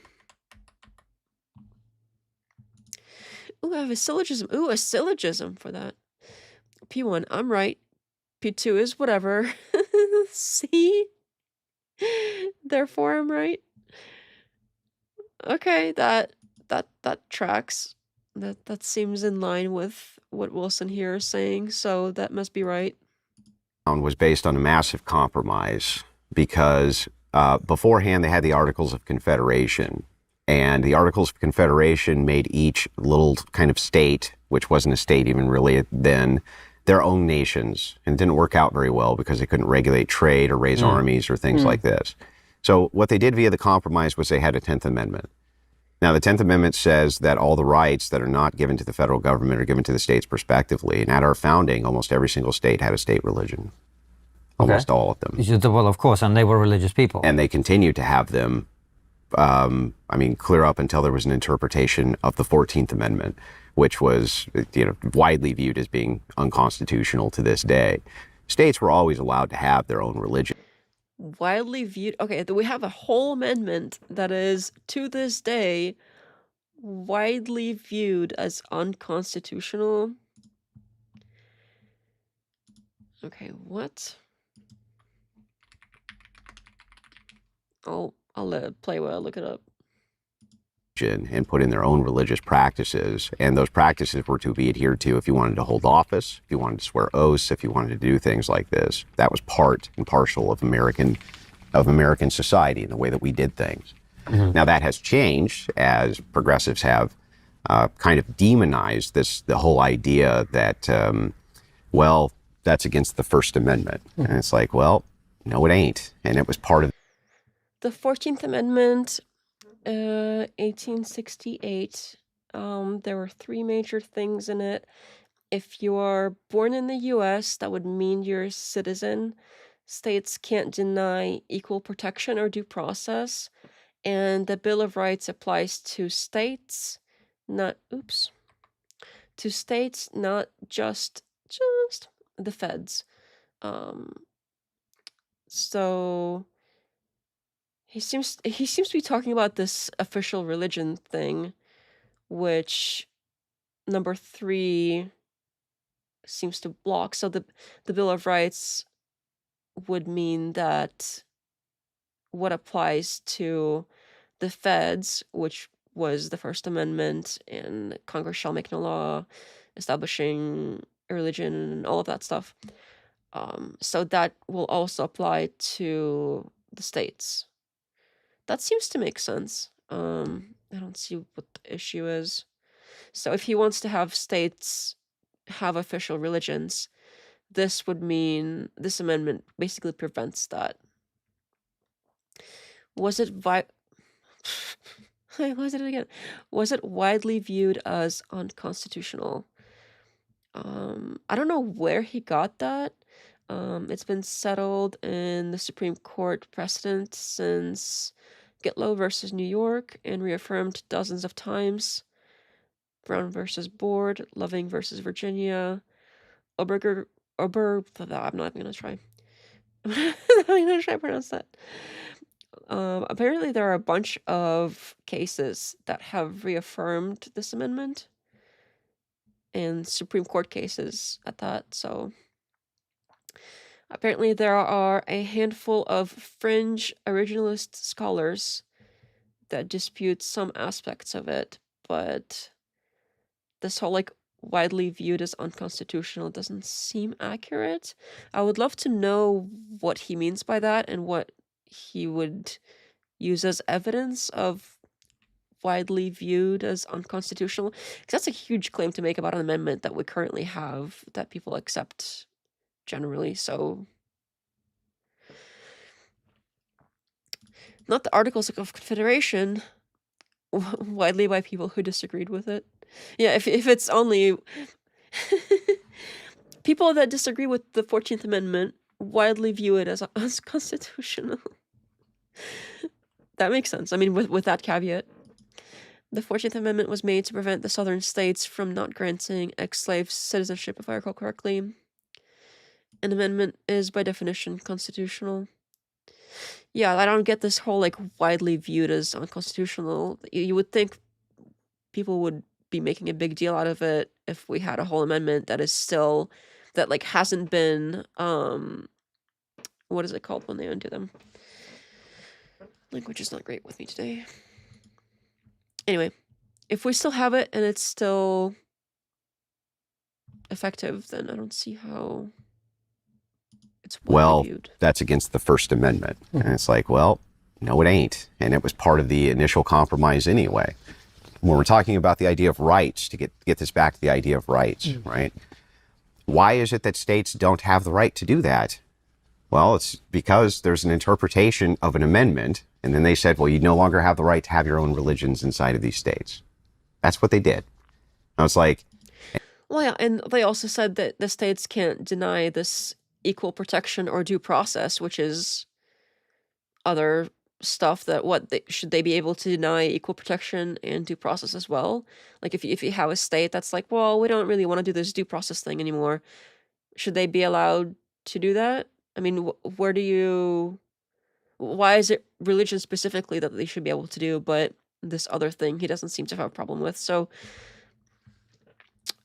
I don't see where the line is supposed to be drawn, and for the sake of consistency, if it's all of the Bill of Rights, it's all of it. You can't like go cherry pick through it and like, well, this is okay, this is not okay, this is okay, this is not okay. He's arguing it violates its original intention. They didn't foresee the level of immigration that would occur. The 14th Amendment was passed when the southern states weren't given a vote, as I recall. That might be why some consider it unconstitutional. I haven't heard about that. But again, maybe some consider it unconstitutional, but it doesn't seem like it's widely viewed as that. And who has the force? They do. So everything really comes down, when you're talking about rights, to the ideas of force. And the reason that that's so important to understand is because this republic, when we moved it towards a direct democracy, the reason that that's going to fail is because people... I'm against the direct democracy. I think that there's very few people that really want a direct democracy, which is why we don't have that. So I don't know why he keeps bringing up this, like, oh, it's either direct democracy or it's Christian nationalism. Like, there's no... Somehow the middle ground that we tend to sort of go towards as a nation, or at least try to, that seems like not an option. You either direct democracy and everything goes to hell, or Christian nationalism, and that's somehow different from what we have currently, but he can't really explain why, because Christian nationalism to him is like, oh, well, people are Christians and they're in government. And, okay. I would love to hear what the difference is between Christian nationalism and what we have now. Like, what exactly would be the laws in place that he would do, because usually when people ask him that, he doesn't seem to provide anything in detail. But maybe he will this time. I don't know. Usually he doesn't. Meh. I don't really care about the original intention. Those guys haven't bothered to vote in any election in 200 years. Yeah, I mean, they should have. They could have crawled out of their graves and went and voted, but since they're just so lazy. He is anti-compromise. His motto is not one step back. That seems accurate. It's a good thing that it's a good thing that his views are so unpopular, because since most people are very pro-compromise in general, our world generally works with compromise as the best option in mind for most people. Because of that, we seem to have a relatively stable society. If there were more people... If more people were like him than like they are currently, I think we would have a terrible, terrible world. Everything would be constantly, like, he would not be able to walk outside and go to the grocery store without having to, like, fight somebody off with a sword. Or, actually, if it really gets that bad, then the world would probably end very quickly because nukes would get used almost immediately with the way the escalation would go. So they probably forget fighting with swords. There won't even be a world to walk out onto. Mail-in ballot. That's always an option. People don't understand this concept that rights only exist as some kind of like bizarre social construct if they're not grounded in God. How does a secular society uphold rights? Okay, now what if they are grounded in God? Then what is this rights thing, and how does the... Okay. I'm not gonna hop on this again. I've made a whole video about it. If you want to hear what I have to say about this exact script that he has run through time and time again, every single conversation, every single debate, it's all the same stuff. He is not saying anything different so far. I have a video for that. I'm not gonna try to repeat myself here because that's what that's for. That's why I spent so much time making it, because now I can stop trying to respond to everything every time when it's exactly the same. The same exact, basically word for word script. Well, now he's going on shows like Rogan, he's bound to recruit people to his worldview. Yeah, that's kind of the scary part, but I don't know how much... I know Rogan is a big deal, but he's not as big of a deal as he was a few years ago. It's been... He's still very popular, mind you, but it's not as... I don't know how should I put this? Rogan used to be something that, like, normal people went to watch, and they would sort of sit and listen to both sides of the argument. He wasn't really left, he wasn't really right, he was something in between. But I don't think it's like that anymore. So, how? It's not as many normies that would be affected by this kind of stuff.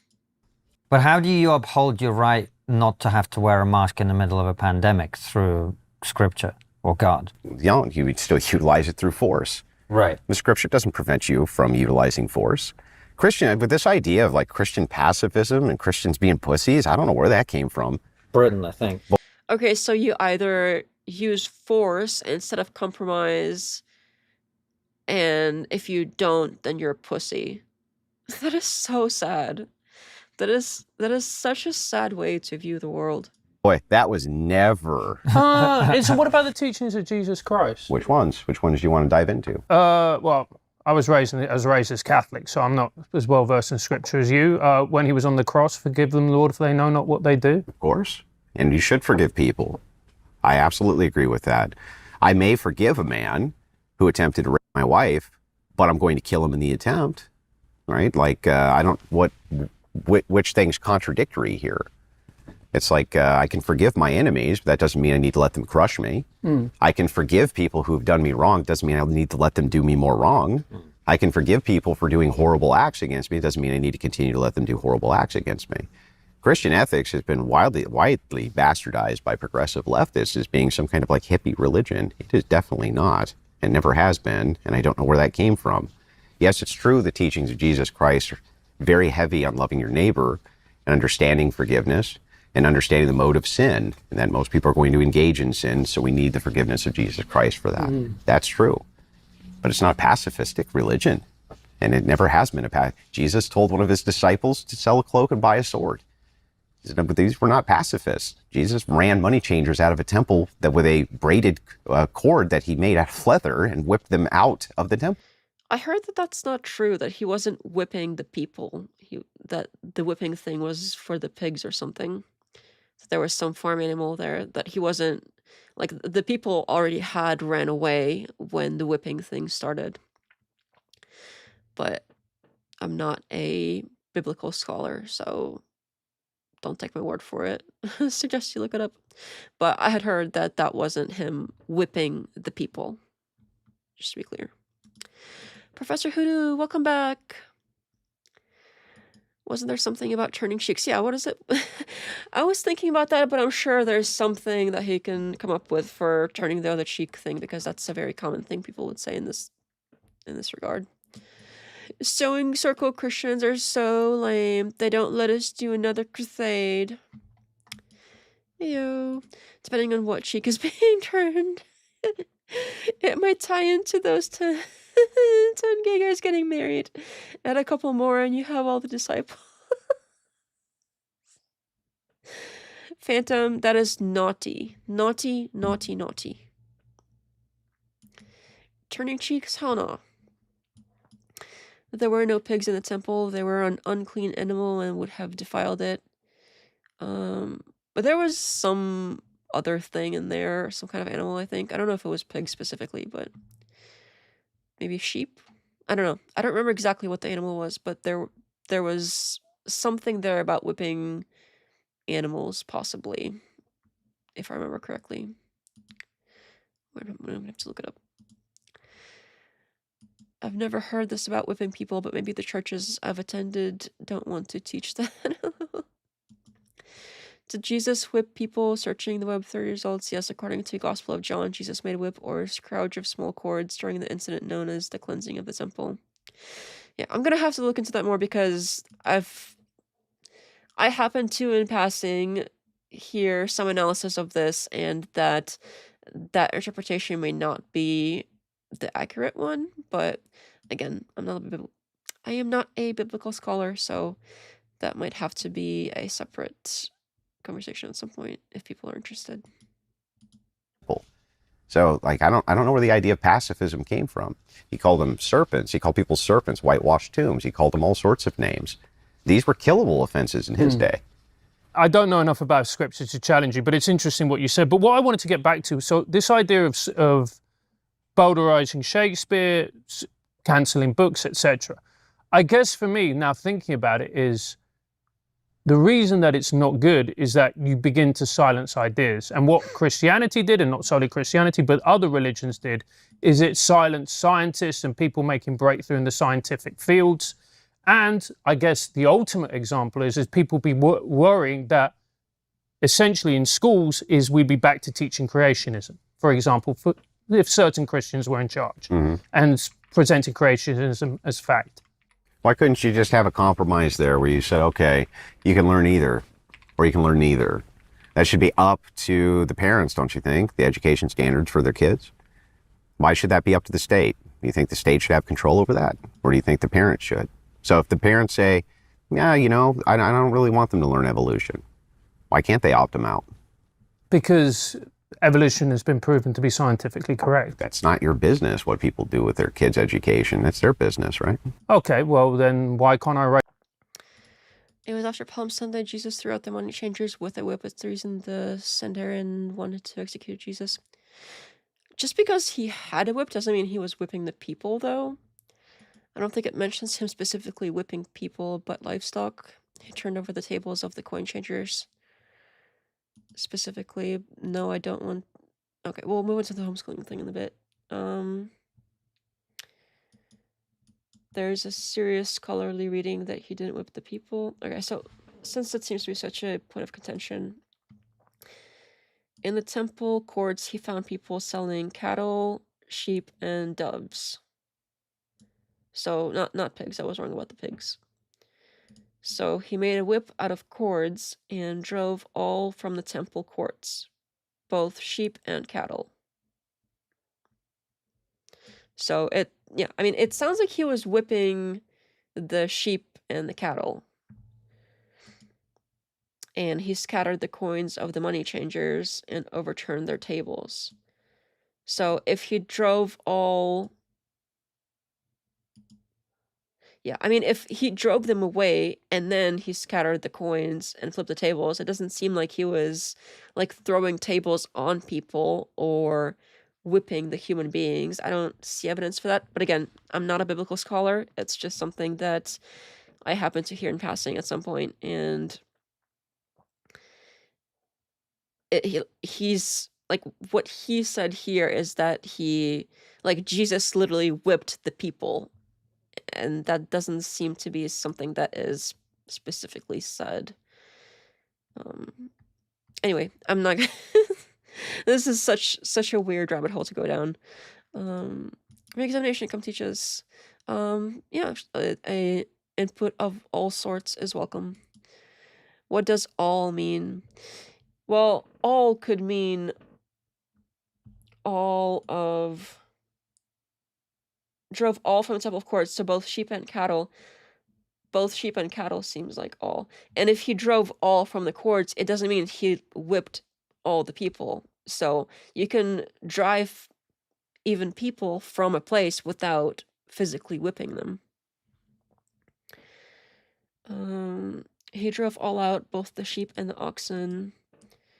The construction, tikai, both and functions as a clarifier specifying what all refers to. If it's read that way, the whip drove out the animals, not the people. Apparently there's a paper on this.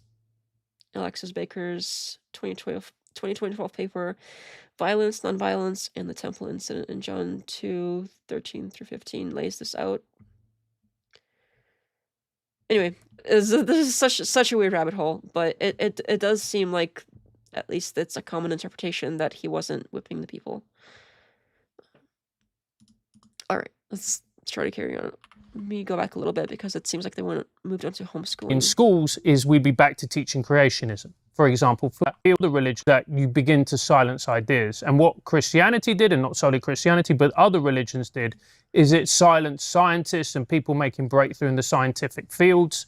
And I guess the ultimate example is people be worrying that essentially in schools is we'd be back to teaching creationism. For example, if certain Christians were in charge and presenting creationism as fact.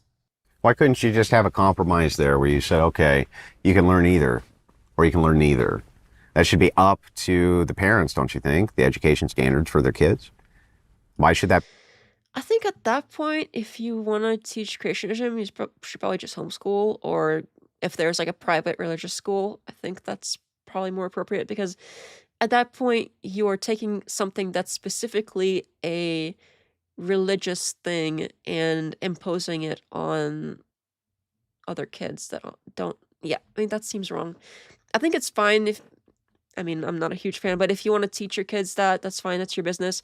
If you want to homeschool your kids, that's your business. If you want to put them in a private Christian school that the rest of us don't pay for, that's your business. But yeah, that's kind of where I'm at with that. Be up to the state. Do you think the state should have control over that? Or do you think the parents should? So if the parents say, yeah, you know, I don't really want them to learn evolution, then put them in a private school where the private school advertises whatever it is that they teach that you align with, or teach them yourself. Why can't they opt them out? Because evolution has been proven to be scientifically correct. That's not your business what people... If you start opting things out, I mean, how many other things that are... Because it's not only that they can opt out of evolution. How does that... Because the concept of evolution is going to be showing up in all kinds of other lessons. It's not just they go and they learn evolution one day and you can skip that day and then you can... they're gonna not learn anything about evolution, because it's gonna come up over and over again in biology class, in chemistry. These concepts sort of build on each other. You can't just pull this one thing out and skip a day. It's gonna be, you basically have to go through the entire curriculum and constantly, with like a fine-tooth comb, try to split it up into Christian and non-Christian things. Like, that would be such an additional burden on the teachers, the school districts, and the students eventually are going to be the ones affected too. So, I don't know. I think if that's what you want to teach your kids, that's fine, but I don't think you should be like forcing the schools to try to separate Christian and non-Christian stuff. Like, if you don't want your kids learning that, just don't send them to the school. It seems like kind of a fringe thing at this point. Even most Christians, as far as I know, seem to sort of accept evolution on some level and sort of go with, well, God started it all, but then things evolved after that or something. They find a way to make it work with their religion. Yes, because reality is stance dependent. If you want to teach unreality, it is fine. Big Bang is just as crazy as creation. What if I don't think my girls should learn to read?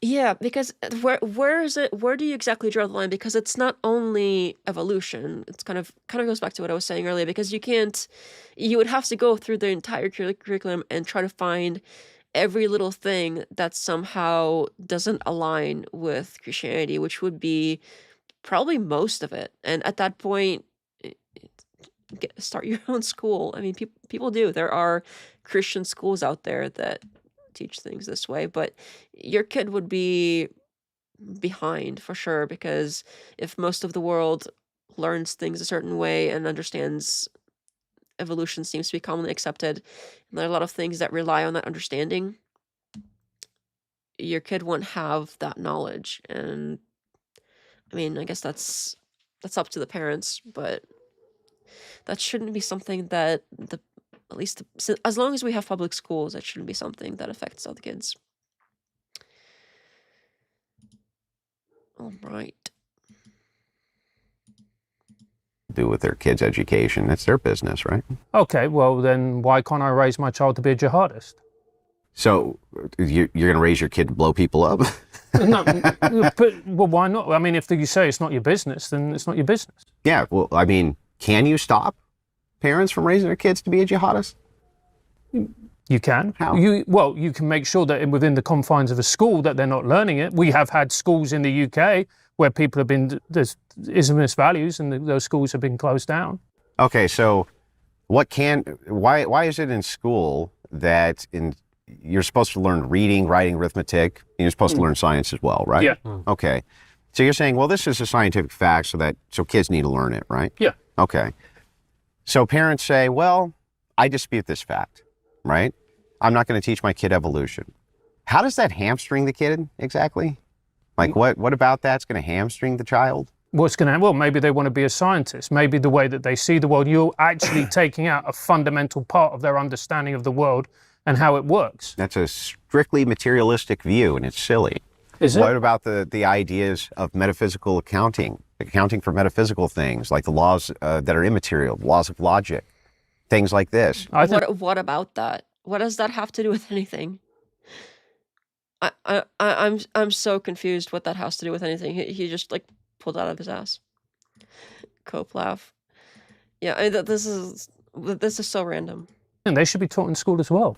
I don't understand. They're not proven facts. Even though you believe in them, they're not proven facts, but you still want them taught in school? Yeah. Okay, so the Bible's not a proven fact, and you want that taught in school? Yeah, I believe you should. There's a difference between, there are very few things that are proven facts. Even gravity is a theory, and people can wave it away, oh, it's just a theory, but a theory is, there's theory in the colloquial sort of use, and then there's theory in the scientific use, where it actually takes quite a bit to have a theory, to even call it that. So what schools teach are these theories that have met that threshold for being a scientific theory. And evolution is one of them, gravity is another one. So I don't see how you can come in with like, oh, well, we're gonna have Christian nationalism, and then we're gonna pick and choose which theories they learn. Where does it? Which ones is it gonna be? Because okay, here evolution is one example, but there are plenty of other theories that people teach as accepted scientific theories in schools that he may not agree with. There are, I'm sure, people out there of all sorts that disagree with all sorts of other scientific theories. And how do you accommodate for every single parent that happens to have some issue with every single theory that is taught? At that point, you can't even have science class at all.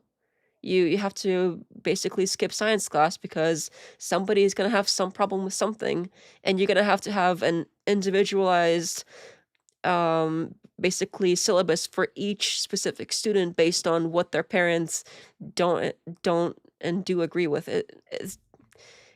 It's not practical. It's basically impossible to do. Hi Dev, how many years were you in public school? 10?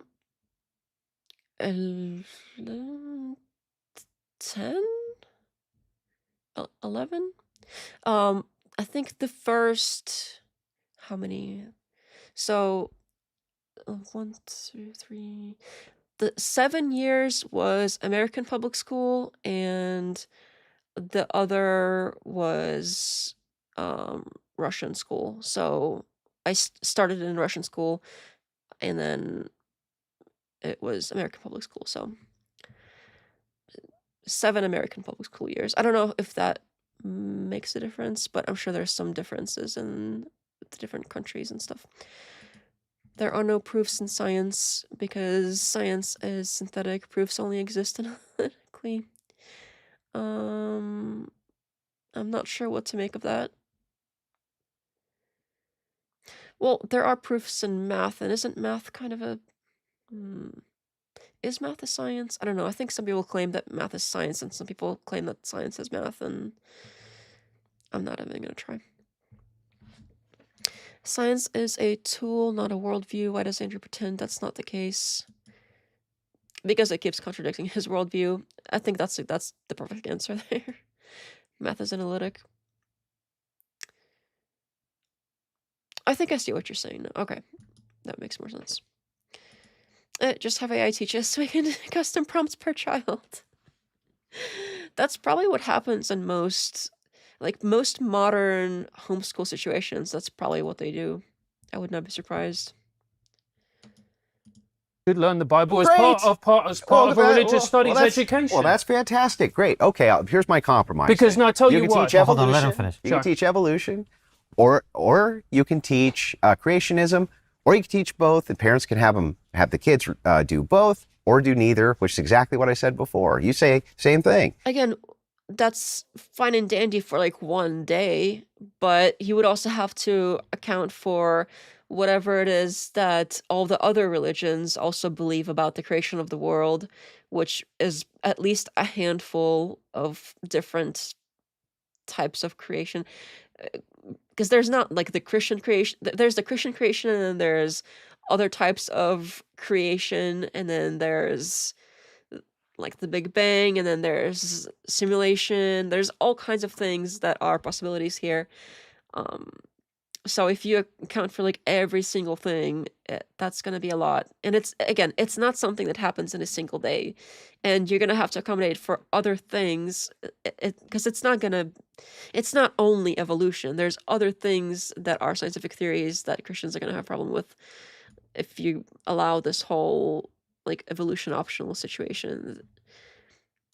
I don't know. I think I've harped on this long enough, and I think I've made my point about how it doesn't make sense. There isn't even a single Christian account of creation. Really. Because I suppose the standard would be like, oh, well, there's God rested on the 7th day or whatever, and let there be this and that, whatever that means. So I thought that was kind of the standard, but I didn't know that there was different. Yeah, that's news to me. I'm gonna have to look into that at some point. That there's different Christian accounts of creation. Early Christian scientists expected to see unbelievable miracles in science and how we see things. Okay. I mean, in some ways, we have seen what people would have thought are miracles hundreds of years ago. Like electricity on its own would be a miracle to somebody hundreds of years ago. They should teach both. No, that's not what I was saying. I was saying that you should teach evolution because it has been scientifically proven, but you should also teach the Bible, and you say this is what Christians believe, and it's up to you whether you believe it or not. Okay. So then I don't understand why. So let me ask it a different way. Is it the case that if you're a religious Christian, I don't know if we don't already do that, because if you take, I think if I remember correctly, I think when I took like AP World History, they sort of had a religions portion of that where we went through like, oh, what did the Egyptians think about life and religion? What were the Egyptian gods?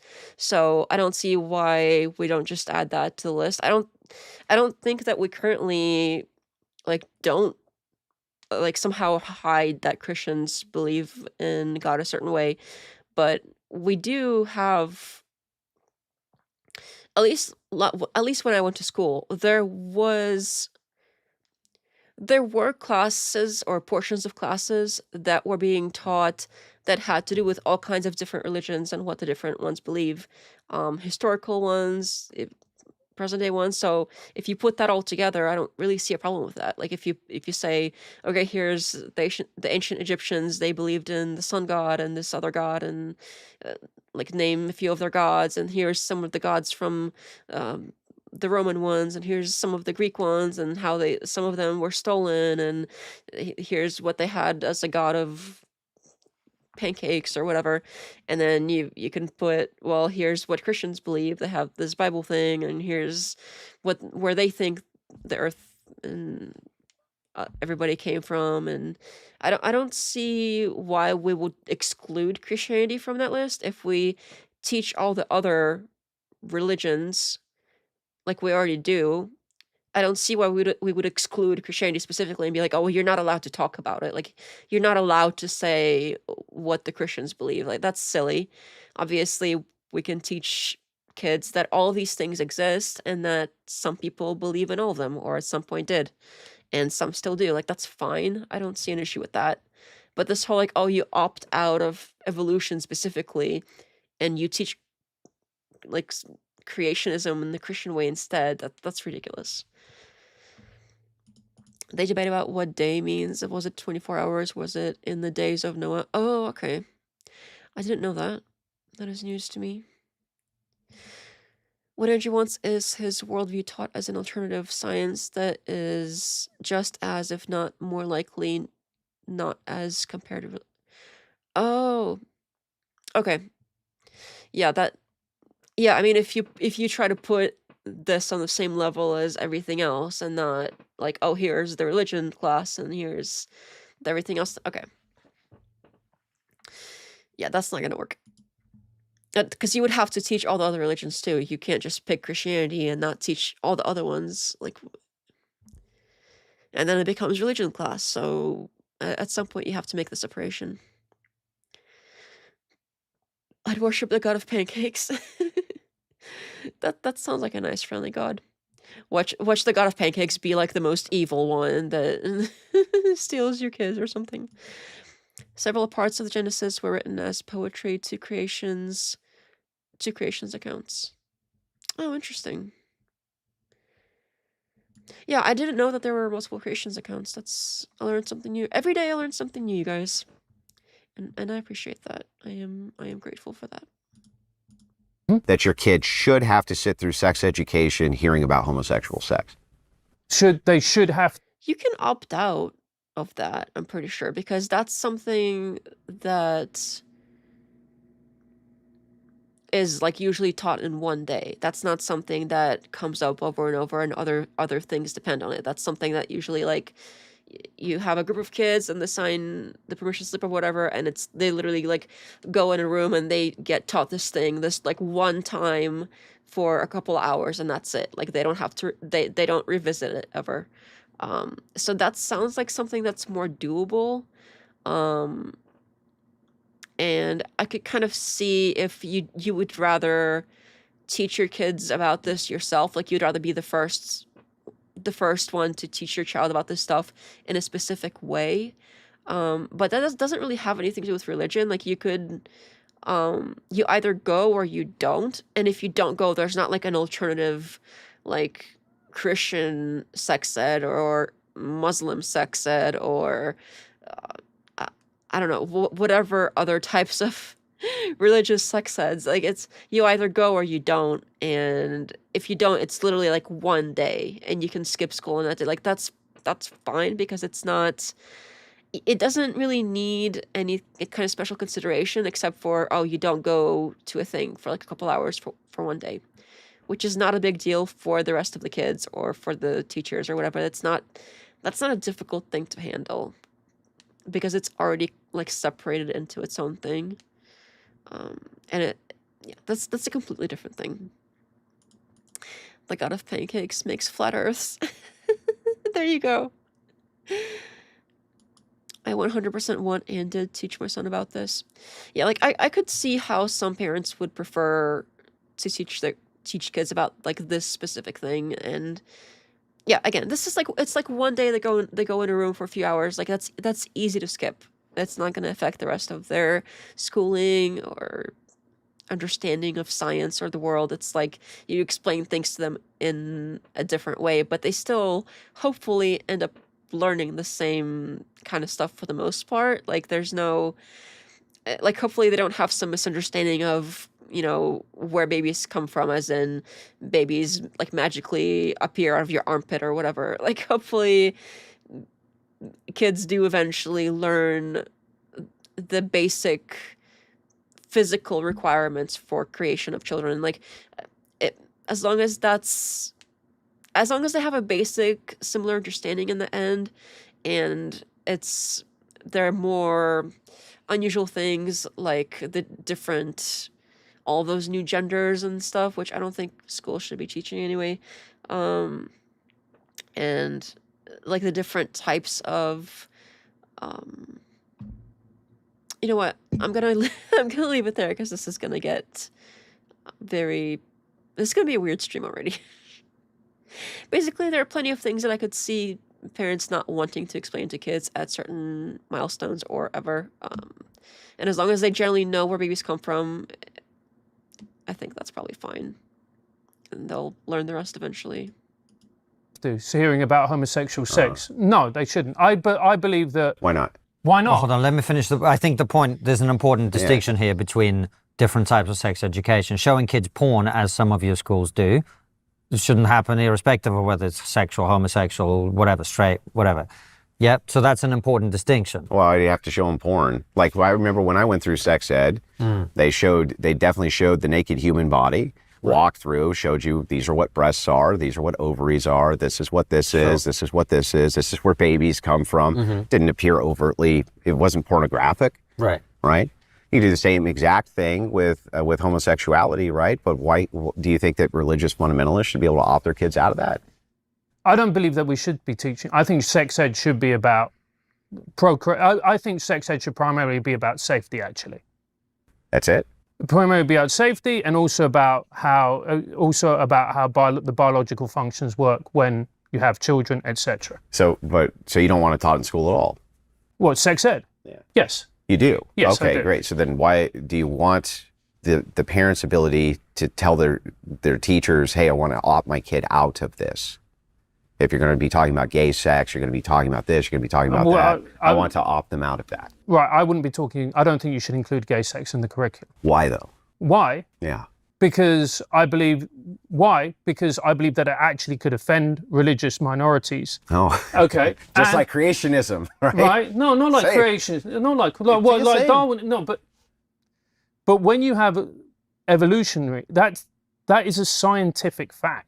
That is a scientific. I actually wouldn't go quite that far. It's a scientific theory that's currently accepted. But look, this is the actually distinction between theory and fact. This is actually. I mean, it's interesting because just so all of this will get condensed into clips on the internet where it's like this person destroyed that person, which is really not the angle of conversation for us. Yeah. Really trying to explore the arguments. I mean, I would say a stronger version of your argument is, should parents be able to opt their children out of being taught that climate change is real, right? Because that's where you're going to get someone like Francis or me to go, yeah, I think they should be able to opt out of that, right? Even though that's the scientifically accepted consensus. Well, I'm not here for destruction. I know. None of us are. But let me come back to a point that I think Francis made that you haven't addressed, which I think is a strong argument. What about the jihadi thing? Like, should devout Muslim families be able to create schools according to this devolvement of religion to the states or whatever, where they teach that particular worldview? No. Because? Because I believe in Christian ethics as the dominant force in society. So, because I prefer it. Okay. Well, why even bother trying to argue that you have some, like, objective take on things when all you have in the end when somebody asks is, oh, well, I prefer it. So why anytime that somebody else basically says, well, I prefer one thing over another, you kind of point and laugh and be like, oh, haha, that's not good enough. It's not good enough to prefer something. My thing is objective. God is like objectively a thing, and you can't ground anything in anything unless it's God. So you don't have rights unless you're grounded in God, and that's all. It's all made up unless it's grounded in God, and somehow that's not made up because I can't possibly be wrong about God. This is still not over. That's what I have to say about that. That's why they want to deport them, so they don't have to appeal to their preferences. His opinions are objective. Objectively, his opinions. That is true. That is absolutely the case. I think he would like to think that his opinions are objective, but... And since that's the case, I would tailor laws towards Christian ethics being the dominant force in society. So there would be no schools that taught anything. So all of this talk for when somebody else is like, well, I would prefer it if the world was like this. And he was like, well, why? Well, but why? Where's your grounding for that? And if they don't have the perfectly good, correct answer of because God, whatever that means, even though that doesn't explain anything, if they don't say that magic word, then they just made it up and it's basically nothing. So why is it when he's asked to ground something, he's like, well, I prefer it, so therefore that's it. What happened? What happened to the grounding everything? Rules for thee, but not for me. It's a smug weasel move if he gets pushed on it. He says, I'm doing exactly what you're doing. Why is it wrong? Yep. That is spot on. Except Christian ethics. The weasel is strong in this one.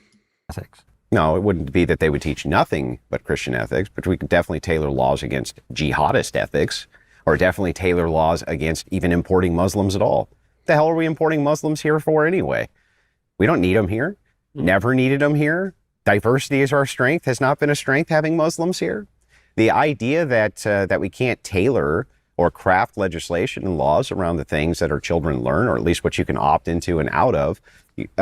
Let's just say for consistency's sake, sure, you could teach your kid, I guess, theoretically to be a jihadist, and there's nothing I can do about it, and there's nothing a secular state can do about it either, except not let them come in. And then it's really hard to train your kid to be a jihadist, right? Because you're not here. Well, so from a policy level, this is kind of ultimately comes back to the final question, I suppose, of what is...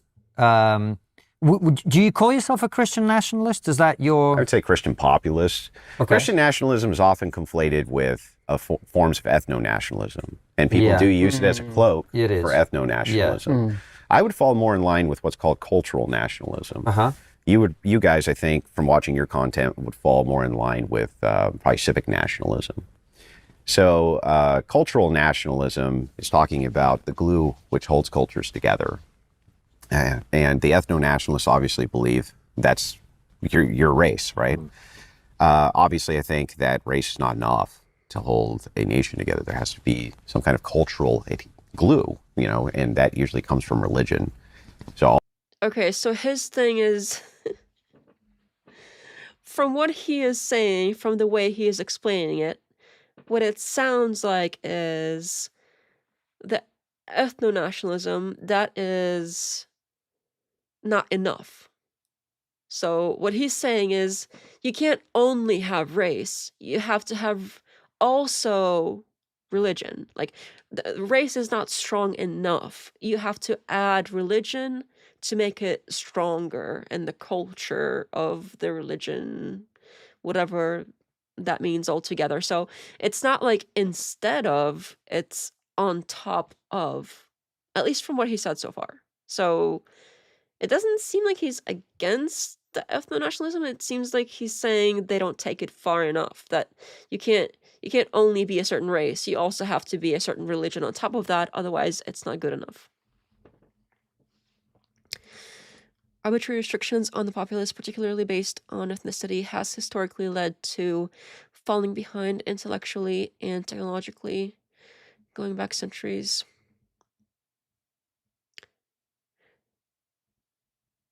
Based on ethnicity and history. Yeah, I think that is accurate. No,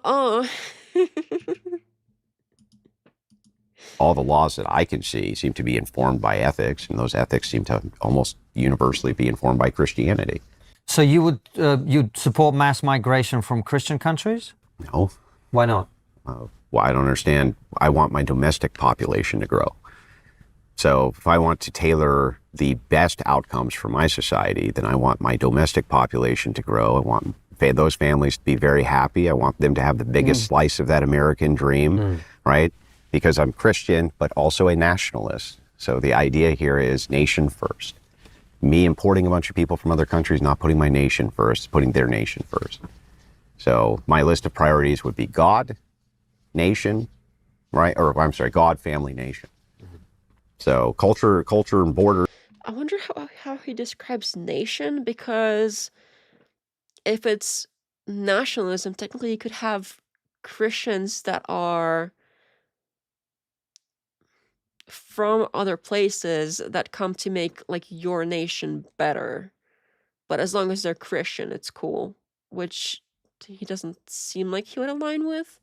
So that doesn't seem entirely consistent to me, but I have to take a quick break and drink some water.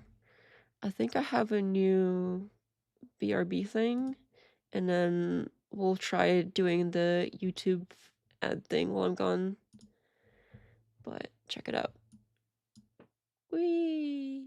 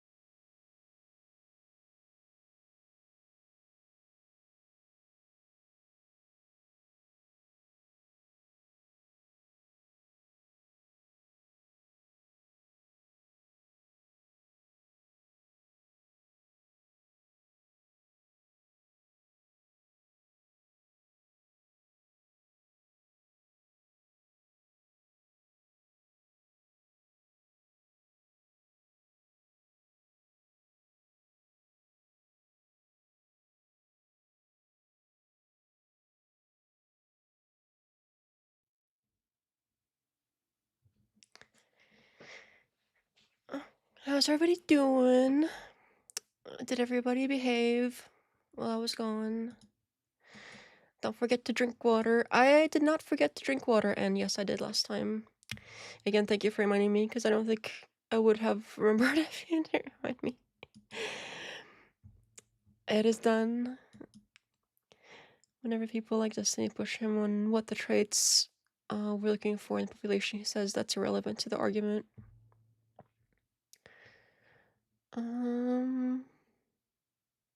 Yeah, that seems like it would be relevant, but that's, yeah, I'm not surprised that that's the answer. Apparently we know it's not Muslims. They believe in too few gods. Oh, because of the Trinity thing. I'm pretty sure he said he would be against Catholics from the south of the border coming in. Yeah, and it's odd because Catholicism and like Christian Eastern Orthodox are closer to each other in beliefs and stuff than they are to like Protestants in general. So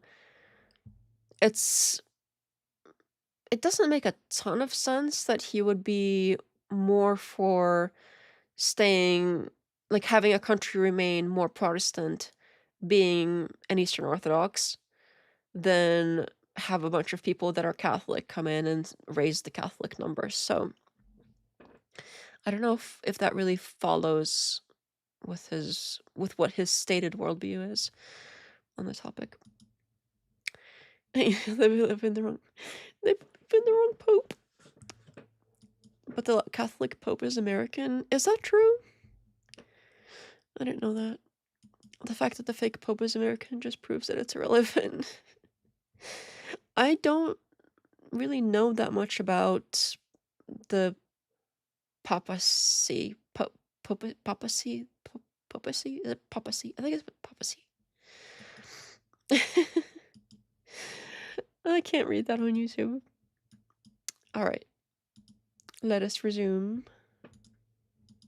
Very important for the nation.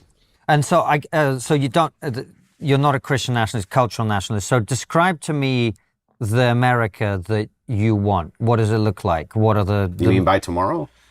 Well, let's say I was king tomorrow. Well, you seemed very keen on this idea, which I'm sure you're excited about. What I mean is, ultimately, you want to transform America into something that it used to be, or that you'd like it to be, or whatever. Let's not argue about that. Yeah, sure. Okay, let's just say you want America to be a certain way. Is that fair? Yeah. Okay, what does it look like once you've got to that destination? Once you've got to that perfect America, which represents your values as someone who's really interested in Christianity being the dominant force in society. What can you do? What you can't? How is it different from what we have today? So while I would say that there's this is a bit of like hypothetical utopianism, of course, as long as you're granting me that this is a bit of hypothetical utopianism.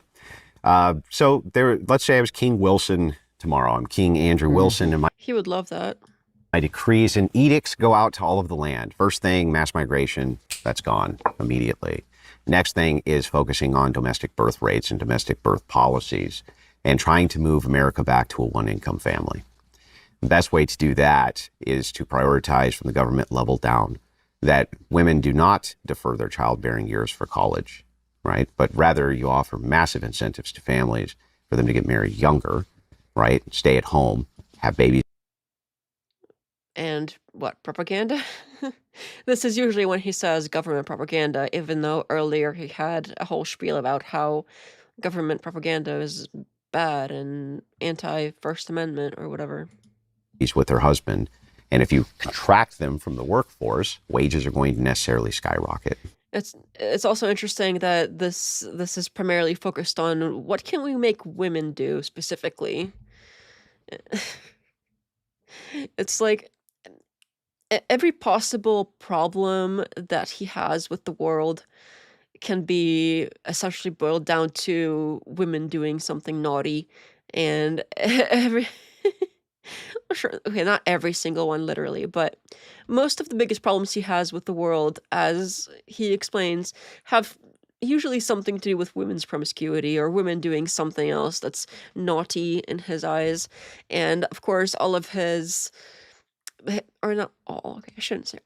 His primary, like, the first thing he says, solution-wise, we gotta control the women. That's what we gotta do. If we want to have a better society, we gotta take all of these women and we gotta herd them into doing this, keep them from doing that. So it seems like women are so incredibly important to society that if you can't control them, you're basically out of luck and the world falls apart or something. I don't know how else to read this, but these are usually the people that they love this anecdote. They're like, oh, well, if all men disappeared, how long would the women last? And if all women disappeared, how long would the men last? But then, of course, they say that, oh, well, if all women disappeared, then it wouldn't be a big deal. Men would survive just fine. I don't know how they calculate for the men can't give birth situation. I don't know how that's supposed to resolve itself, but that is what they say. that it's if all men disappeared, then women would basically fall apart the next day. Would have, the world would literally go to shit, and apparently that wouldn't be the case with the males. Anyway, long story short, it's funny that that's the answer, but then when it comes to any sort of biggest problem or any sort of biggest solution, it's very women-centric. Like, everything revolves around women for this dude. What is it? Said no to the nonsense probably for the best. Is why even teach the women to read. Just teach them how to make babies. Not just women. You guys want to get married, and another thing that is wrong with society. If all people disappeared, how long would Andrew Wilson last? Probably not very long. I mean, especially if there's no women, he doesn't have anything to complain about, so he'll probably, like, explode or something. The second you begin contracting women from the workforce... Who's gonna open pickle jars? He's gonna be stuck in this post-apocalyptic world. All the fresh food is gonna go bad. He's gonna be stuck with jars. Like, he will have to deal with pickle jars and olive jars and all sorts of preserved, canned, and jarred goods. And we all know how that goes, so survival-wise, he's done for. Like, if there's nobody else to open a jar for him, I don't think he's gonna make it. Are going to shoot. He'll be sitting surrounded by sealed pickle and olive jars all by himself and cry. That's what's gonna happen. To the roof, especially if you're not filling those roles with migrants. So those would be some of the very first policies that I would put in place. I'd ban porn, I'd ban gay marriage, I'd put in some kinds of law. Ban how? Like, what would happen to people if they watched or made porn, or if they got gay married? Like, what should happen to those people? I would love to hear that. Laws, which had dominion over the airwaves when it came to degeneracy. Right? Meaning, I don't think you should turn on Fox or, Channel 32 and see naked women. I don't think that that's good for the public. So I think on the radio, you also can't cuss. So if we want to have something like we have for the radio for everything, he's going to be the first to go.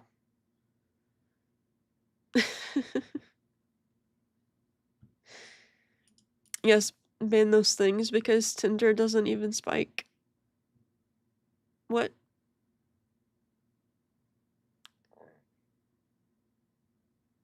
I think that went over my head. I think I have a button for that.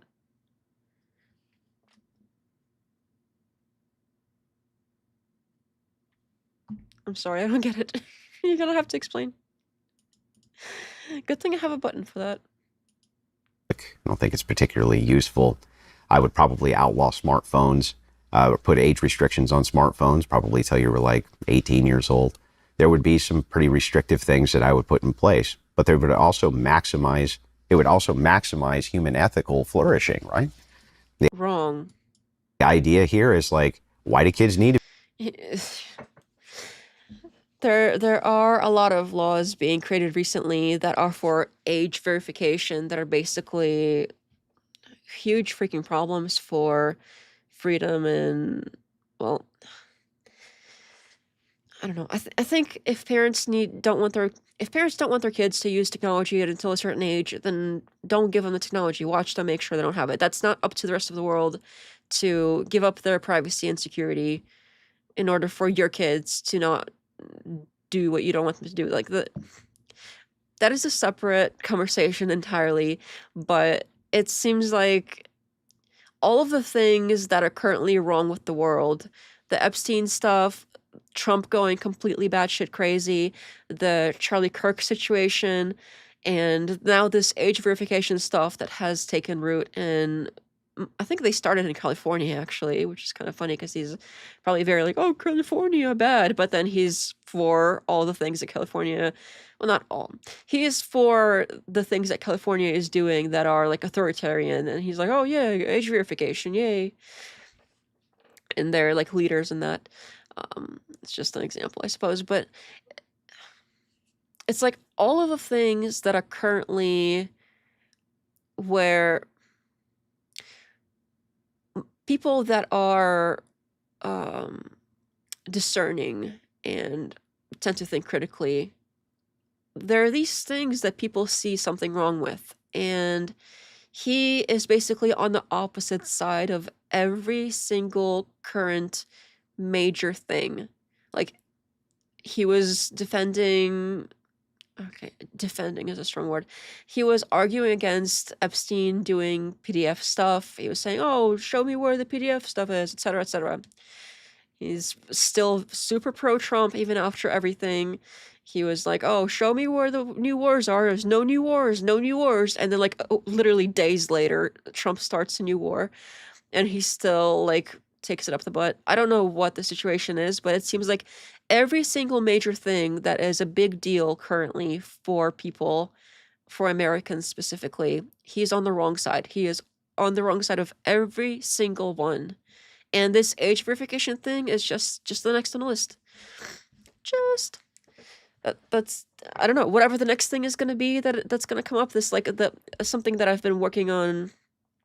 I haven't had a ton of time this week to do a lot of research, but once I'm maybe not done with the Kirk stuff, but in between the Kirk research, there's something else I want to look into, and it's the 11 missing scientists that have potentially maybe discovered something or on the verge of, or whatever the situation is. There are scientists that are in certain fields that have been disappearing or being removed from this planet or somehow missing it in suspicious ways, and weird, the clustering and the similarities. Anyway, there's something else that I'm looking into, and this next thing of, like, the 11 missing scientists, and maybe the number will go up, and I'm sure that as soon as he has something to say about that, he's gonna be like, oh, well, it's nothing conspiracy mumbo jumbo. I'm sure they deserve to be offed or whatever.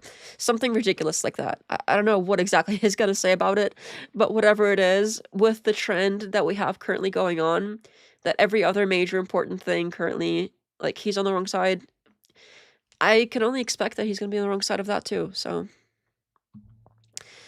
I do really want to dig into that, by the way, but there's so much to dig into. It's like 11 different people. I mean, there's so much information with only, like, Erica and Charlie and all of their acquaintances. Imagine, like, 11 entirely different people with all of their people that they know, and et cetera, et cetera. It's exponentially, like, the amount of information to go through is a lot. Anyway, I'm going to quit babbling now. Maybe we'll get through at least, like, the next few chapters of this. I don't know what this last part is. Oh, this last one is pretty big. Let's see, how much longer do we have? It's a total of 143. We are at 150. There's about half an hour left of this, but I don't know if we're gonna be able to finish it or not. Let me see if I can if we can bump it a little bit in speed. And I'm gonna try to blab a little bit less. Maybe we'll get through it. Oh, it's this meme whether there's a big religious or conservative conference Tinder used in that area spikes. I thought it was Grindr too. Oh, okay. Maybe it was Grindr. I think Grindr was like the meme, but probably both. You're right. I think that's probably the case. Because it's like all the married men going to cheat in another city, and then all the Grindr situation. I have heard of that. That's it's honestly like one of those things that you almost think is a joke because of how funny reality is. That's because he's the criticalist of all the thinkers. Of course, how did I not consider that? That is clearly the case. All-nighter, let's finish.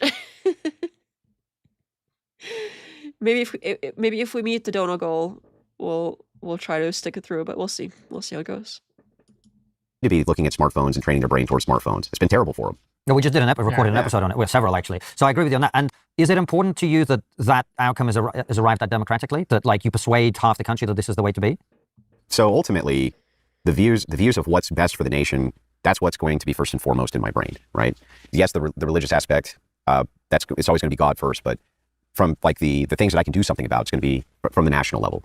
The nation that we have is a checks and balance based republic. So obviously I'm going to work within the confines of that in order to make as many compelling and convincing arguments and as many compelling and convincing things I can possibly do to move people towards this view. But remember the problem. Okay, that's what everybody is doing every single day. Everybody, every single day has some opinion about how the world should be. And every single day they are talking to other people and voting and starting up whatever organization or whatever it is that people do and contribute to whichever organization is going to get their ideas the furthest. Everybody does this every single day. This is not a unique thing that he's doing. So I still want to hear exactly what this Christian nationalism is supposed to be doing that everybody else doesn't already do as part of their day-to-day. Well, but democracy, the big hole in it, is you can democratically remove it. So you can vote out democracy. It's built in right into democracy to be able to do that. And the most American thing you can do is to remove amendments and put in new amendments. We do it all the time, right? And is that what you'd prefer? You don't want America to be a direct democracy? No. What would you like it to be? I would like it to be what it used to be at the beginning, which is a stakeholder democracy at the very least. What does that mean? It means you're either going to have like one household voting, right? So that we're not dividing husbands and wives because that's really stupid. Or it means that you're going to have some kind of stake in property or perhaps 4 years. On this, like, so you don't divide husbands and wives, I don't know if that, I don't know if that's gonna help. So imagine you're married and say your spouse has completely opposite political view of you and you only have one vote for the household. Imagine the fights you're gonna have to see like who's the candidate that we as a household get to vote for. That sounds like it's inviting more conflict and more divorce. Because if somebody would rather like further their goals by voting for whichever candidate, whichever party, whichever thing, and also marry somebody else, that's something that can currently happen. Like people can get married and have opposing political views, but they still get married. That's more pro-family. If by getting married, you would basically be giving up your voice in the political arena, and people do generally care about that, that would be anti-family because that would disincentivize people from getting married because they would be losing something instead of gaining something. So like, oh yeah, get married and lose lose your voice of how the culture should be ran. That is a terrible idea. How is that supposed to be? How is that supposed to help anything? It doesn't make any sense. Of unpaid public service before you can vote. There has to be some skin in the game. In other words, I'd also raise the voting age probably to 25. Right? I think. Would women be allowed to vote? I mean, to at least the degree that men are, but I don't want men to vote for the most part either. I don't think it's a great. There it is. Of course, there it is. Idea, but it would be equal between men and women in your view, really? It doesn't sound like it. If you want a household, well, what I mean is, it sort of sounds like. Well, forgive me if I'm misunderstanding this. Genuinely, you'd like people to get married and to vote as a household. Ooh, monies. Fee welcomed. Thank you so much. Thanks for the content. Thanks for your support. I appreciate it. I'm really grateful. Thank you. Which I imagine would kind of mean that the head of the family, which is the husband, would tend to decide that. And if a woman isn't married, presumably she wouldn't be getting a vote partly for that reason. Yeah. Is that fair? Sure. Okay. Yeah, what's wrong with that system? Sounds great. I'm just interested in explaining. Well, it sounds great to you. I'm just interested in... The thing is like, it's really hard. It's really difficult. When people think of things like, what's the argument against this? This is an immutable character. How could you argue that women should be able to vote or that men shouldn't be able to vote? It's like, well, at our founding, they couldn't. Women could not vote.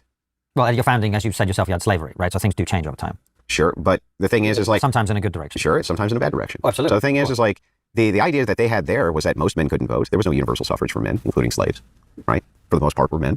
And women couldn't vote because most people weren't allowed to vote. Now, women, the arguments against women voting are pretty simple. And the idea is landholdership and force, right? Can women utilize force in order to maintain land? The answer is no. Generally, that takes men. So the biggest, like if you look...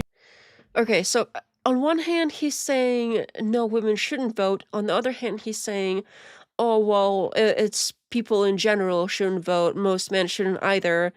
And then he keeps going back to this, like, oh, well, no, it's women specifically, because, like, look at all these great arguments why women shouldn't have the vote. So is it everybody, or is it women specifically? Because he keeps singling out the women, but he keeps also kind of putting this caveat, well, it's also most people. Okay. You have feminism, for instance. You had the anti-suffragettes and then the suffragettes. But the anti-suffragettes arguments were way better. The argument was pretty simple. It just worked like this. You cannot erode or get rid of the patriarchy because you always have to appeal to it for your rights. What? Okay, that goes with the whole force doctrine thing, basically. He's asserting that. It's like... We'll see if he has an argument after this, because if there's a really great argument for this, I'm going to be baffled. And that's a fundamental truth. And since that's a fundamental truth, I've never seen a great reason why women should be able to vote. Because they... Oh, okay. So he's asserting something as a fundamental truth that he has no proof for, and he's using that assertion as a jumping off point for something else. Okay, yeah, that's as expected. That's also... Yeah, nothing new here. Can vote to send men to war that they themselves do not have to go fight. They are not beholden to the draft. Only men are. And they can say... Oh my god, this draft thing. Him and the whatever podcast, they're constantly going on about how, oh, well, the draft, that means that, well, women can send men to war. Women are not sending men to war. Generally, politicians do it against the will of the people. Like right now, there's a war starting up, and most people are against it, men and women. It's not like women are getting together and they're voting for the war, and then men are voting against it, and it's like men against women, and then the women are like, oh, all of you men, you go and fight and lose your lives. Like that is not what's happening. That is a gross misrepresentation of what the situation is. So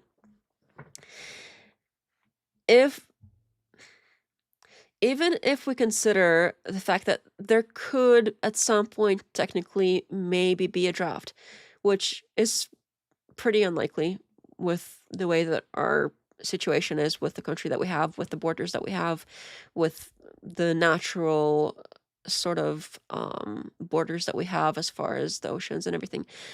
With all of that said, it's very unlikely that there will be a draft in this country again. Anytime in the nearest history, as long as this country somewhat resembles the country it is now, it's very unlikely. Now, even if there was at some point possibly a draft, the possibility of there maybe being something that some men would have to be called upon to go and do does not equate taking away something from all women actively all the time. So it's like, oh, well, women have to give up their vote because men might at some point be called upon to do something. So you actively give up something that affects your day-to-day existence, and you are removed from having a say in that because maybe, possibly at some point later, probably never in your lifetime, the other gender is going to have to go, and some of them will be called upon to go and fight. That's that those are not the same thing. Like you can't say that one somehow cancels out the other, or that's putting aside the whole like it's not women voting men into war situation. It's not like all women are on one side, men are on the other side, and it's like men versus women. That's not exactly how the like voting people into war thing. When was the last time politicians ever listened to the people about going to war? Like that's unfortunately not how it works. By definition, women wouldn't be allowed to vote if he says only the head of the household can vote, and he says men are the head of the household. You can only assume that's what he's prescribing. Yeah, that's pretty spot on. And that's basically like, oh, well, you can either get married and lose your voice, or you can keep your voice and not get married, which would encourage people to not get married if they want any say in how the world functions, with what little say we get in voting in general. Like that is such a small amount of say already, but it's all we have. So, well, all we have as far as like legal means. And by legal means, I don't mean like versus illegal. I mean like that people generally, like most adults, have as a way of pushing the world in certain directions that is aside from like regular free speech and, you know, sharing ideas and conversation and things like that. All right. Okay, well, you're not beholden to the draft perhaps because you're too old for it, but you were beholden to the draft when you were not too old for it, so your time could have come. We're at a strange moment where people are pouring into trust. There isn't for conversations on AI to what your operation of Eric Vahi ideology of a problem to vote, their right to vote, people to vote on this AI of things that affect women that don't affect men. Like? Well, all kinds of things. For example, their right to vote. I mean, among other things, but, you know, things to do with sexual health, abortion, all kinds of things, right? Well, I don't understand. Abortion does have to do with men. Okay, fine. I mean, it does, but it has more to do with women because it affects them more directly. But lots of other things. I mean, men could pass a law that women have to wear a headscarf, for example, right? So our votes affect each other. Mm-hmm. That's not an argument to deny the other sex the vote. Oh, I don't understand. Your argument is women can vote to send men to war. No, my argument is, it's called force doctrine. My argument reduces to this. If you always have to appeal to one sex for your rights, right? But you don't. He's asserting that as fact, and he hasn't proven it. Then why are you being imbued with the responsibility of that at all? Because women have to appeal to men for the rights, and anytime men want to take rights away from women, they can, like that. And there's not a damn thing women can do about it. Again, he's asserting that. If you want proof of that, let me show you half the world. Half of the world, women have rights. There's not like, that's not how it works. Time, collectively, men say women have no rights. They don't have any. And that's that. And there's not a damn thing That's not how rights work. Okay, okay, see the Force Doctrine video? It has a big cheese on it. That one for any commentary on this topic. This is the same exact script that he's done so many times. They can do about it. So the idea that they can erode the patriarchy or remove the patriarchy or in some way get away from the patriarchy to be strong, independent women is nonsense. They're just always appealing to the benevolence of men. Something else I'm confused about this patriarchy situation. There are some debates where he's saying like, oh, well, we need to go towards having a patriarchy, as in like we don't have one now, and we need to like work towards the men or whoever getting together and implementing a real patriarchy. But now it's like, well, we need to, sometimes it's like, oh, we need to preserve the patriarchy as if we are in a patriarchy and we need to keep doing it. And then at times it's like, oh, we don't have the patriarchy yet. We need to like do something to get the patriarchy. So it depends on the conversation, whichever is convenient for him at the time, I suppose.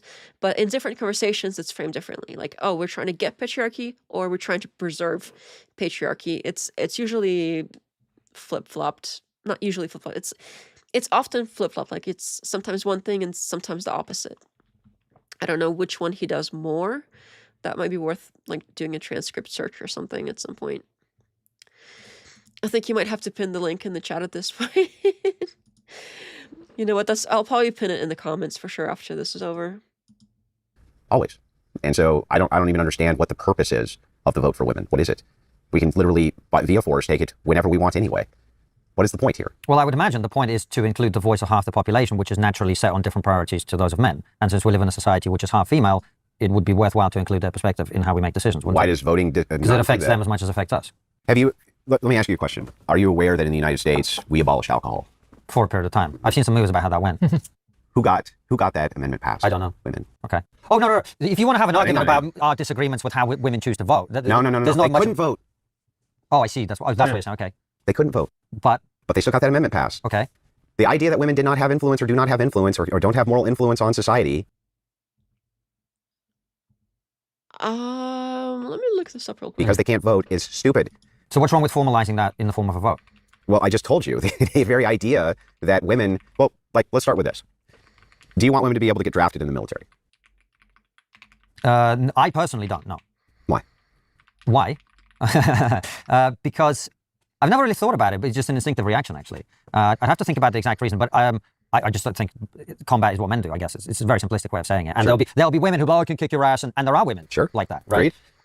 So on the voting and the prohibition thing, so he's saying that women got prohibition passed even though they couldn't vote, as in they had this like special moral control over the population or something. I don't know what exactly he's trying to claim there, but it's like, oh, well, they don't even need to vote. They have all this power, which on one hand is like, okay, so if women have all this power and they're passing all this stuff and it's up to them, what happened to they have to appeal to men for rights? Because if they have all this power and they're passing these amendments without even having to vote, mind you. So women are so powerful that they don't even have to vote to get what they want done. They basically like snap their fingers and they tell the men what to do and they get it done. And that is completely a polar opposite of what he says forced doctrine is, where women have to appeal to men for their rights and in general. And like, how can you possibly say these two things in the same conversation, even not that far apart from each other, and somehow like in his head that makes sense together? What is that called? Cognitive dissonance or something like that? Anyway, it says here that it's apparently kind of misleading. By the time that the prohibition was ratified, that was January 1919, women already had full voting rights in 15 states. So Wyoming, Colorado, Washington, etc., etc. So it seems like for a while now, for some decades, in several decades in some cases, and about 9 years in others. Anyway, in 15 states that women already had voting rights. So it was passed in 1920. It was the women's suffrage, the next amendment. So the 19th Amendment was passed in 1920, which is about a year after Prohibition, but it was close enough in the suffrage movement and the temperance movement were heavily overlapped. Okay, so these two movements overlapped together. So it seems like women did vote in these. It wasn't federal, like on an all states federal level, but it seems like 15 states at least they still voted. Apparently they could vote and did vote in that case. And I mean, besides that, I think people universally understand now that prohibition was a complete disaster and failure. I wish we could take that lesson and reflect on what we currently are doing with other similar substances, but it's a separate situation. But yeah, if this is like, why hold up this example that ended up being a failure as women having power and saying, look, women having all this power, and then on the other hand saying like, oh, women don't have power, they have to appeal to men all the time. Pick one. How did they affect the vote? Yeah, it seems like they did vote. I don't know what he means exactly by how. I assume it's something like they simply had this like moral status in society that whatever they said goes on moral matters, which sort of defeats the whole forced doctrine situation on its own, but just made another assertion without context. That's pretty it's so common now that I don't even notice it happening often because he's constantly doing it. So, but that would mean they got around force doctrine. Yeah, I mean, exactly, and that, we all know that's impossible because force doctrine is apparently how the world works. Is this over? Is this over? Oh, like this show? Oh no, it's not. It's still got 125, 140. Yeah, it's still got another like 20 minutes or so, I think. So, but not generally. We'll try to finish it. I am not against women serving in the military if that's what they choose to do. What about the draft, though? But I don't think they should be compelled to. No. But men should. I think in some circumstances, yes. Like when the survival of the country is at stake. So women get a privilege men don't get. Sure. Why? Yeah, Men have certain privileges. So why do they have equal rights? No. What privileges? Name a single privilege men get that women don't have access to. What? You mean legislative? Anything. Like literally anything. In life? Any aspect, whether it be governmental, social, women have all the privilege. All the privileges? Oh, yeah. Hey, when the Titanic goes down, who gets on the lifeboat? Yeah, but that's a very narrow context. Well, who dies in childbirth, right? Like, I mean, come on, we're different. And almost no women die in childbirth anymore. Oh, some do. What? Okay. I don't have a lot of stats like off the top of my head. I have to look things up often. But this one is commonly enough known that I'm pretty confident about this one. I think the United States is one of as far as the developed world, we have one of the highest maternal, what is it called? Like maternal death rate or whatever the word is for that, but it's like when women die in childbirth. We have some of the highest rates for that as far as the developed world goes. Like, I understand that there are some countries out there that are not like on the Western, what we call the Western level of tech and advancement in medicine and things like that. But as far as countries that are on our or similar level of development and tech and science, we have some of the worst rates for that sort of thing. Let me try to find that. Still do. Sure, but I mean, some people die. There's probably more women that die in childbirth in America than people who die on the Titanic in the modern. Yeah, childbirth avoidable. You just don't have sex, right? No, but what I'm saying is there are outcomes that are better for men in life than for women, and that's a fundamental difference between men and women. Yeah, I understand, but I'm talking about privilege. What are any? Can you give me any privilege at all that men have that women don't? Whereas I can give you tons of privileges that women have that men don't. That's what I'm asking. Privilege. Well, I mean, the privilege concept outside the legislative framework is a difficult one. Even inside of it, I'm asking for both. Either, any, in fact. I don't have the data on all this stuff, but I would assume there are contexts in which men are more likely to be employed for a certain thing because they're more likely to be perceived as authoritative, as leaders, things like that. Although that has changed with the kind of work agenda of the last 10 years. And it works both ways. Like, for instance, preschool teachers. Yeah. I would assume that people would vastly prefer that their kid go to a woman, right? Right. So it seems like that privilege is striped across the board. So, like, why is it that women get all of the equality, right? Numbers.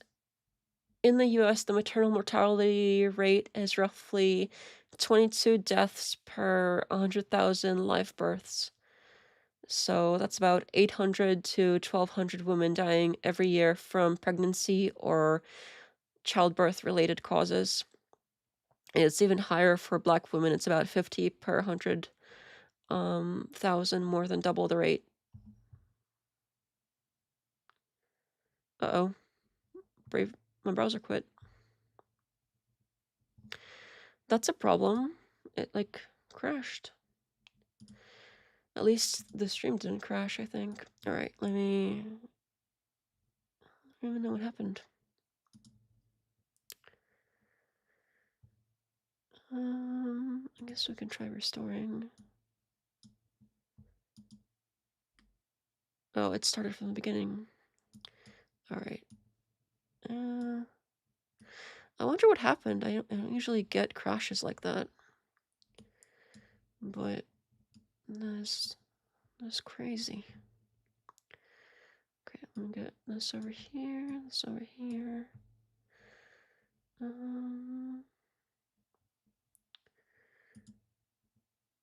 Think. Let's see if this still works. Yep, okay. Let me see if I can find out where we left off, and hopefully we can get to the right spot here.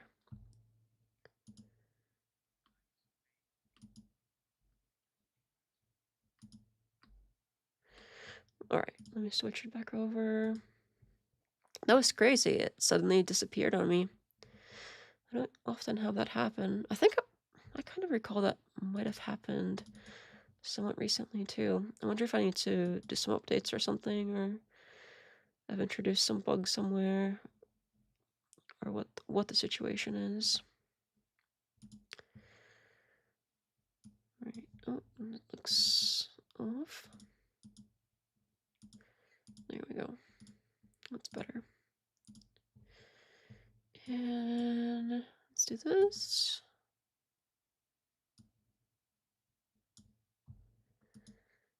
All right. Think about the exact reason, but I just don't think combat is what men do, I guess.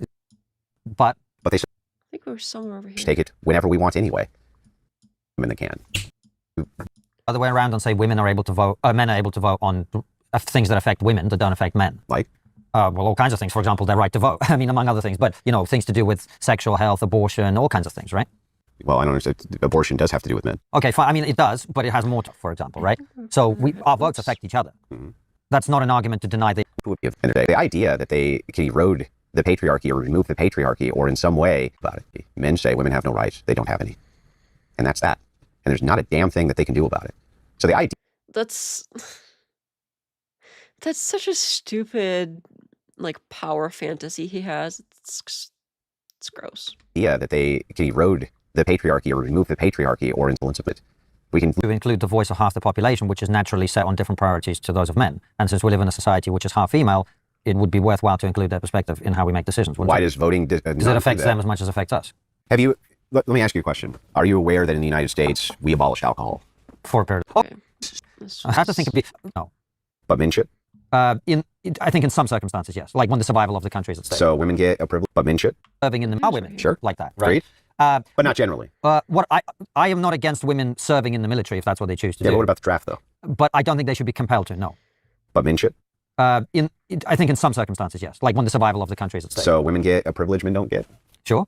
Yeah. Men have certain privileges. So why do they have equal rights? No? What privileges? Name a single privilege men get that women...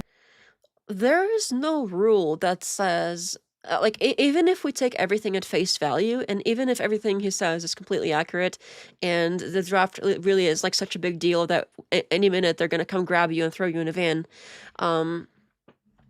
like they do in Ukraine. Anyway, even if everything he's saying is true at face value and as serious as he makes it out to be, there is no rule that says that rights have to directly correlate on the same exact level as privileges.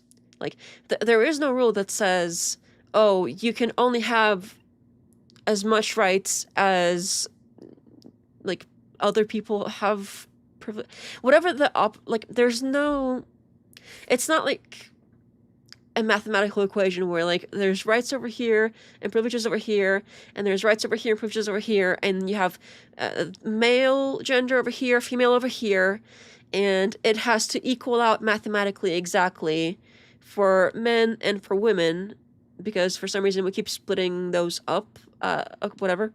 But there's no rule that says they have to be equal. Like, you can still have all the rights you could possibly want to have that society allows, and that we, like, sort of come together and decide we're gonna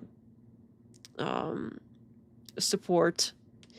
Anyway, you can still have all of the rights that everybody else has and have additional privileges on top of that. There's no rule that says it has to be equal. And he is one of the biggest sort of voices for men and women aren't equal. We're not equal. Well, okay, we're not. People are different. Different genders are different. Everything is different. All people are different in some way, and you can group them in all kinds of different ways. And gender is one of the ways that people can be grouped. There's all kinds of other different ways that you can group people that would mean that there's differences. But, like, so what? And especially with the fact that, yes, okay, men and women are different. why does it have to be? Why do you have to have them have exactly the same privileges in order to have exactly the same rights? Why can't you just be like, okay, well, we're different, so things are going to be a little different for people? Like, I don't know why it has to be this like mathematical equation. It's just, he's like assuming that we all agree about that, but whatever. And don't have access to what? You mean legislative? Anything. Like literally What, anything. in life? Any aspect, whether it be governmental, social, women have all the privilege. All the privilege? Oh yeah. Hey, when the Titanic goes down, who gets on the lifeboat? Yeah, but that's a very narrow context. Well, who dies in childbirth, right? Like, I mean, come on, we're different, and almost no women die in childbirth anymore. That's not the case. I mean, again, the thing that I just read before everything fell apart, it's roughly okay. So kind of what I was saying earlier, the U.S. maternal mortality, that is kind of hard to say, is the highest in the developed world, roughly 3 times the rate of the UK, roughly 10 times the rate of Norway, Netherlands, New Zealand, and it's been rising, not falling, over the last 2 decades.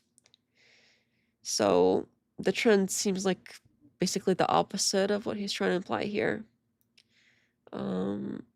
And that's not even covering, so for every woman who dies, there are roughly 70 more that experience severe maternal morbidity. So there are life-threatening complications like hemorrhage, organ failure, sepsis, eclampsia, I think that's how you say it. That's on top of the ones that do die, that's tens of thousands of women per year. So not only do they die, but they have serious complications from it.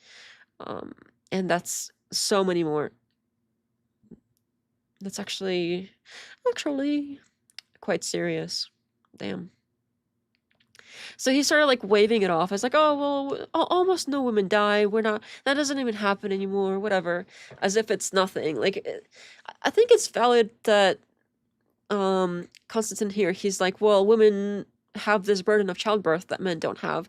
And Andrew's kind of waving it away as something that basically comes for free and is no cost whatsoever to the woman, as if we just pop babies out left and right and it's basically nothing to us. It's like, you know, going for a little walk in the park and popping out babies on the way. It's no big deal. No serious concerns whatsoever. No risks, no anything. And that's, yeah. I mean, to so flippantly say that and be so very wrong. Well, some still do. Sure, but I mean, right. Some people die. Just like, I mean, there's probably more women that die in childbirth in America than people who die on the Titanic in the modern. Yeah, is childbirth avoidable? You just don't have sex, right? No, but what I'm saying is there are outcomes that are better for men.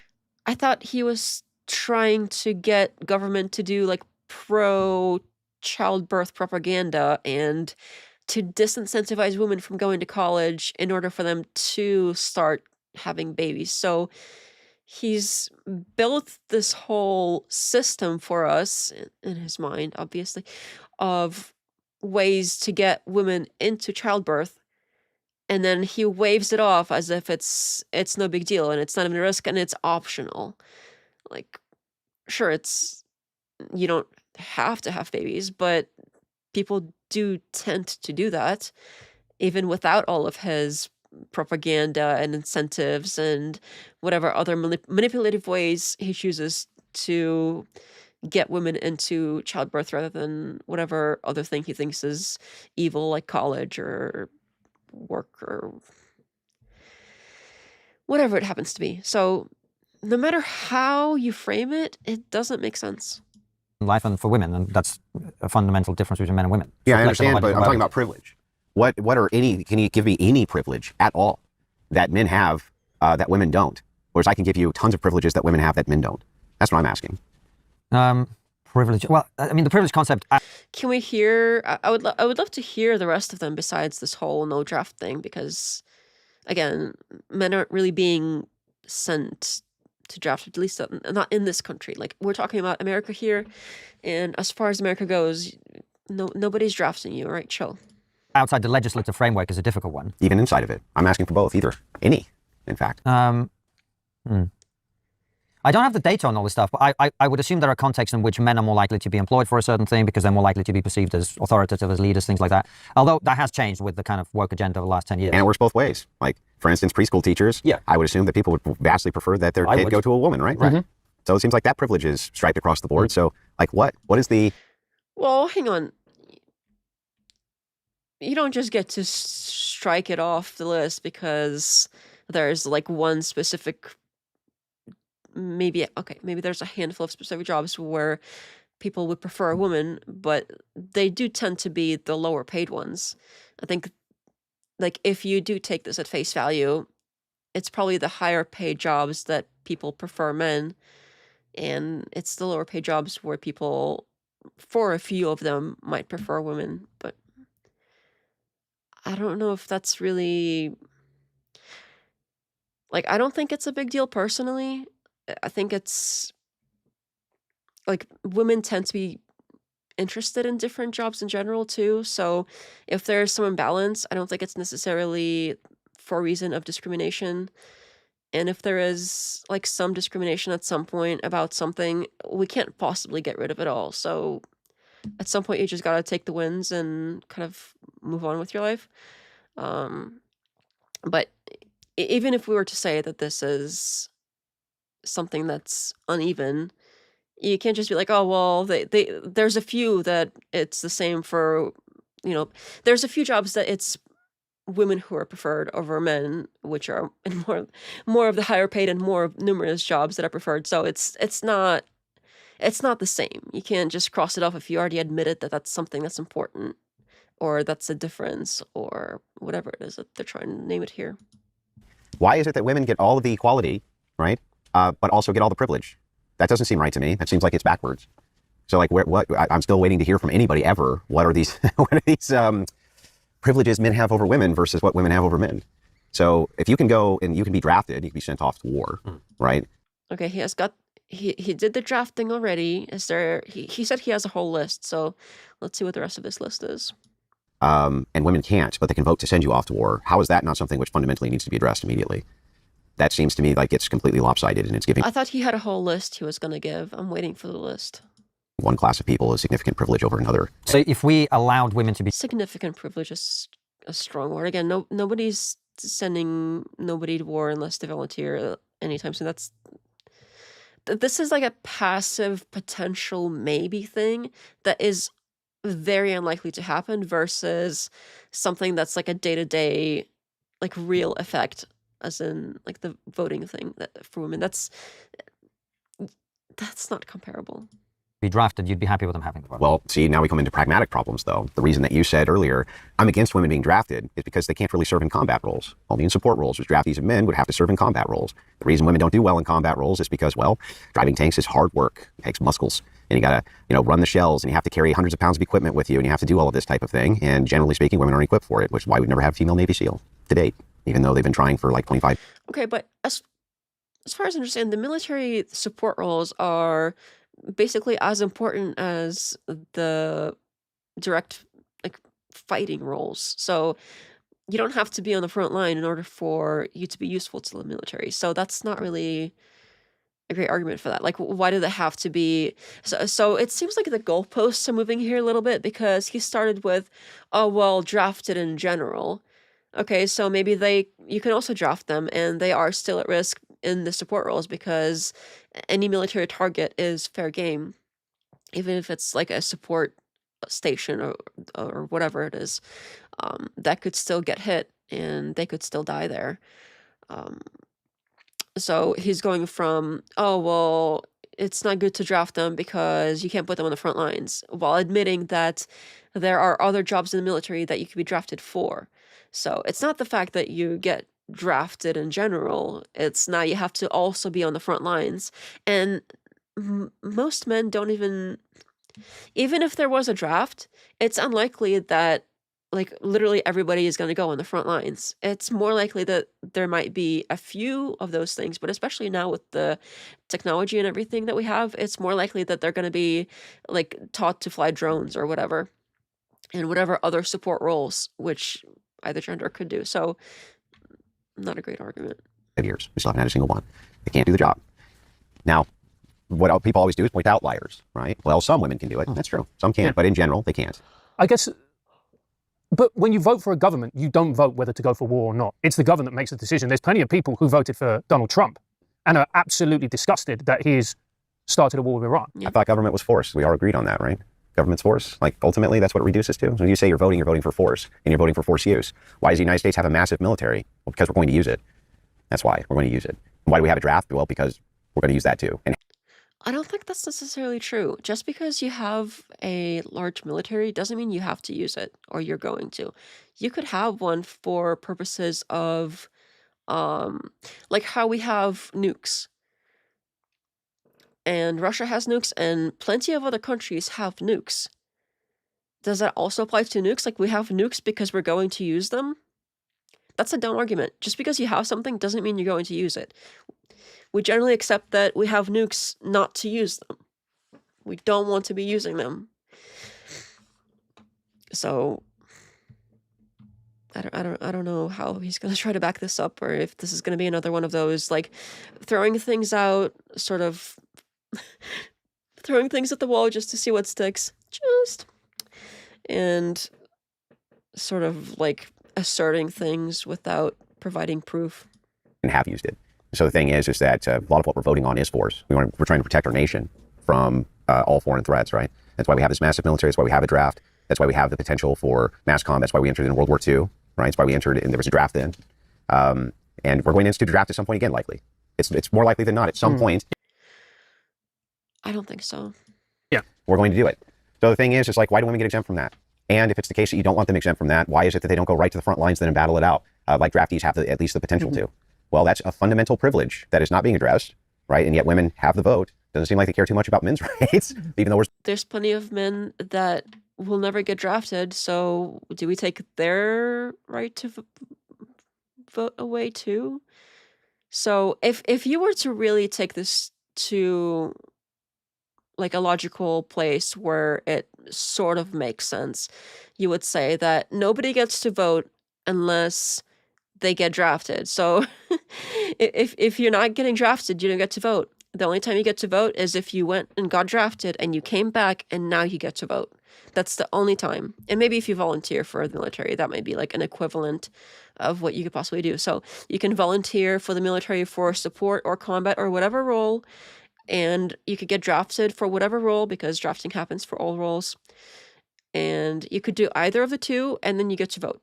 If you aren't drafted and you don't volunteer and you don't serve at all, then you don't get to vote. That's the only way this possibly makes logical sense. We're supposed to care about theirs. Seems like they have a lot of privilege in society. Isn't that fair, Andrew? I think a lot of women care about men's rights, actually. Look, there's a vocal minority which say that they don't and they hate men. And look, we know those type of women. But let's be honest, a lot of women care about men's rights. They do. Give me like 3 of the most prominent ones you can think of. Who care about men's rights? Like most normal people? Well, I'm trying to think now, but... Well, I mean, we've had feminists on the show who are feminists, like Louise Perry, for example. They're a different type of feminists to the idiots that you'd be spending your time arguing with, but the people who have a very sensible view of these things. Yeah, lots of people like that. By the way, coming back, not to change subject, but coming back to your point, I mean, one of the things that doesn't make a lot of sense to me is, for example, yes, it's true, men serve in combat roles and women don't, but women bear children and men don't. And there's a huge disadvantage in all sorts of societal outcomes from a... Yeah, I love how he just hand-waved this, like, oh, bearing children, whatever, but potentially getting drafted at some point that will probably not happen to anyone, especially not him, anytime ever in this country, versus something that literally happens to women every single day. Is they have to give birth, and many of them die, and many of them get seriously hurt, and it's a huge toll. So something that is actively a burden on one specific gender versus something that's potentially maybe might happen someday to some of another gender, and definitely not anyone alive today. The things are not the same. materialistic career perspective to spending the time to bear the child and then to nurture that child, right? So what? Like what? Well, that's backwards. No, hold on. Yeah. The gender pay gap discussion, which is kind of stupid in a lot of areas, is actually a reflection of the fact that there is a motherhood gap in lifetime earnings, which is if you're a woman who bears children and looks after them, you take time off, then over the course of your life, less overtime. Yeah, you will earn less. So that would be one disadvantage that I could give you, where women contribute a different thing. So you might say, well, men get drafted, women carry children. It's not a disadvantage. What do you mean? Oh no! Oh, they have to stay at home. Oh, and raise their kids. Oh, where's the disadvantage again? The man's. Oh no! The men get drafted. Where's the disadvantage? They die. Okay. They get shot in the face. Yeah, and women earn less money over the course of their lives and have to carry a thing. No, they earn that is more. a risk to their life potentially. What they have instead is they now don't have to pay for day. Okay, again, the two are not comparable. One is women constantly die, like every day women die or have serious complications and threat to their life from childbirth, versus men don't. They just have this possible idea of maybe someday being called upon to do something for the military. To even say that the two are similar in any way or comparable is completely stupid. To go further, like many steps further than that, and say that this, like, the threat to women with the childbirth thing is sort of hand-waving that away like that's nothing, and then saying that, oh, well, men potentially being drafted at some point, that's like, that's what really matters. Like this woman, whatever, not important, whatever. That's like, if you basically get to sit at home and hang out, and it's basically like a paradise. But this potential to get drafted at some point, like, to go further and say that the draft is worse.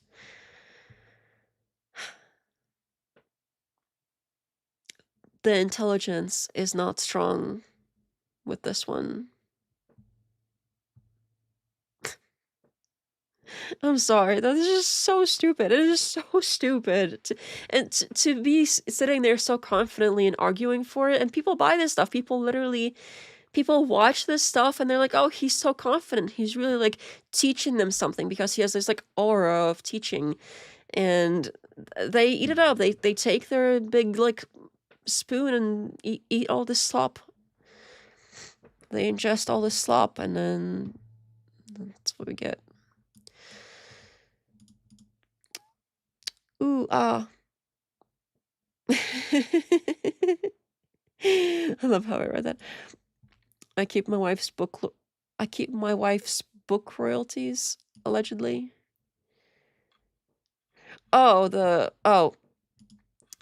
Yeah, I've heard that too. The whole like, oh, my wife wrote this book and then I take her money from the book and use it to buy guns. Is that what you're referring to? I've heard that before too.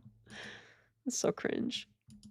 Daycare, and they can depend on somebody else's income, which is taking care of them. Oh, that's terrible. Oh my God. You get to stay at home and you don't have to do anything except raise your kid. Wow. And by the way, they're putting their kids on a bus almost every morning to go to a public school. They don't even have them for 8 hours out of the day most of the time. So like, how is this the most incredibly difficult job ever? Or you know what? I'm not even gonna. We'll just try to finish this out the best we can. This is getting to a level of stupid. I can't even. Some way requires them to have they're the ones who are privileged. You know, there's an old comedian who made this joke, and I agree with it. Any job you can do in your pajamas can't be that hard. Bill Burr, favorite comedian of ours, but okay. It can't be that hard. He was joking though, knowing Bill, and now that he's married with kids, I think his perspective's changed somewhat. But I guess I'm married with kids, right? You watched your wife carry the baby or babies inside her for 9 months. Like that's a big deal. Sure. So I guess that to me would be one example versus a hypothetical risk of once every 50 years you get drafted. In a 2-income household, it's a privilege that women get to stay at home. It's a privilege. But we're not talking about staying at home. We're talking about carrying the child. Yeah, but the child has to be raised. And most women in America then go back to work. Yeah. At a disadvantage, as we just That's not a disadvantage, though, right? They don't have to have children. You have to go out for a draft. Well, women do have to have children for our society to reproduce. Well, they're not. Yes, they are. What is that? That is so stupid. Every single time, he is so predictable. I'm gonna do bird hands. Oh my God, I'm doing bird hands. I can't help it. He is so predictable. Every single time somebody makes some sort of argument and they're like, oh, well, women, they have to have children. And then Andrew Wilson or Pearl or whatever other idiot, they're like, oh, well, they're not doing it. They're like, well, they're doing it every day. Well, no, they're not doing it.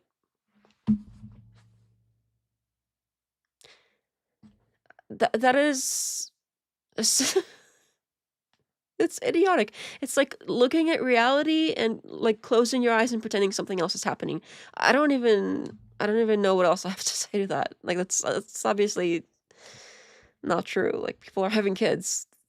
Duh. I don't even know how to argue against something that stupid. It's like that famous thing where it's like the pigeon on the chessboard. That's what this feels like. This feels like people are trying to play chess, and then this pigeon in a blue shirt starts knocking over all the pieces and shitting all over the chessboard, and he's like pecking at the king or whatever, and he's like, "Oh, I won." And then he shits some more. Yeah, this is what this is. This is like mouth diarrhea that is happening. I don't know how else to describe this. This is so stupid. Not addressing the point of childbearing and not addressing anything in general. It's kind of bird hands. If I have to start doing bird hands, you know things get serious. Oh. Well, I mean, they are. I mean, they're definitely Your wife not. is, my wife is. Yeah, but what's the birth rate? We're under replacement levels. I know, but you're talking about a side argument. What I'm saying is, in a society that wants to reproduce. You know, I used to never even think about doing bird hands, but ever since I started watching more people talking and like how they gesture and stuff, and I've started noticing other people doing bird hands, I have this like somehow, I don't even know how to describe it. I have this sort of desire to do bird hands out of nowhere suddenly. Like I get this like itch I can't scratch, and like I have to do bird hands. But I generally don't, and it's very weird because it's like you see other people doing something a certain way often enough, and humans are kind of funny like that, where we tend to copy what we see, and we tend to sort of do like other people do, and it's how we're built. We can't help it. And that's one of those things where I wish I never noticed people doing it, because now that I've noticed, it's like, oh, I gotta do the bird hands. I've seen people do bird hands. That's how we do it. That's how people talk now. Yep. Men have to go to war and women have to bear the children. That's true. And so why don't we just say, well, the men go to war, the women have children, that's why they both. When are they going to start having the children part of this?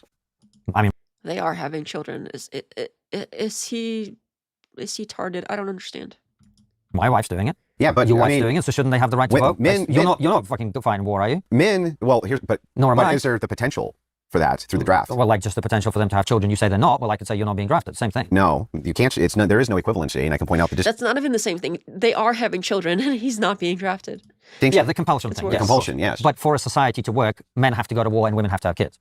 I agree, but you need to get to they're having kids part before you can tell me they are having kids. Is he stupid?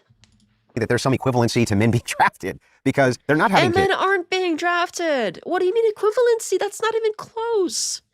This is so stupid. I can't. And you're not being drafted. But I can be compelled because I've signed up for the draft. Where have they signed up to have kids? I think this is a splitting hairs argument. I think it's not. I think that the idea that my children can be drafted, or I could be drafted even at my age because perhaps I have knowledge which would be useful to the United States military. They could do it in 5. Oh, please. You drafted? Come on.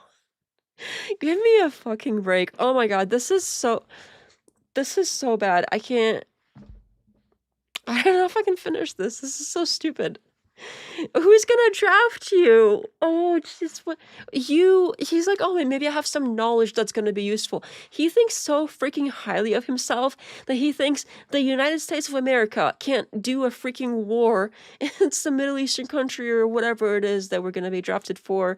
Probably something like that, if that ever happens, which it probably won't ever happen. But he literally can't imagine a world where the country of America goes to war without some need for his knowledge. He's so smart that like they're gonna have like U.S. generals going up to Andrew Wilson and being like, "Oh, Mr. Wilson, what do you think about the force doctrine? Please teach us." This is so stupid. If I ever say anything this stupid, please tell me. I need to be. This is a level of not having self-awareness that I never want to get to. Please, like, if I ever say something this dumb, please call me out, because I need, like, this shit needs to be called out. This is so stupid. Come on, like, he wants families of 15. Uh-oh, Death Note is falling apart. Who is gonna draft him? Ain't nobody need him. 5 seconds, they can bring me on. They in Ukraine, they draft 60-year-old men. Okay, if they need you, they're going to take you. You can peel potatoes or whatever it is they need, right? Women do not have to. Yeah, maybe you can peel some potatoes. That might be useful. Although they probably have like automatic potato peelers now. I don't think that's something that people like.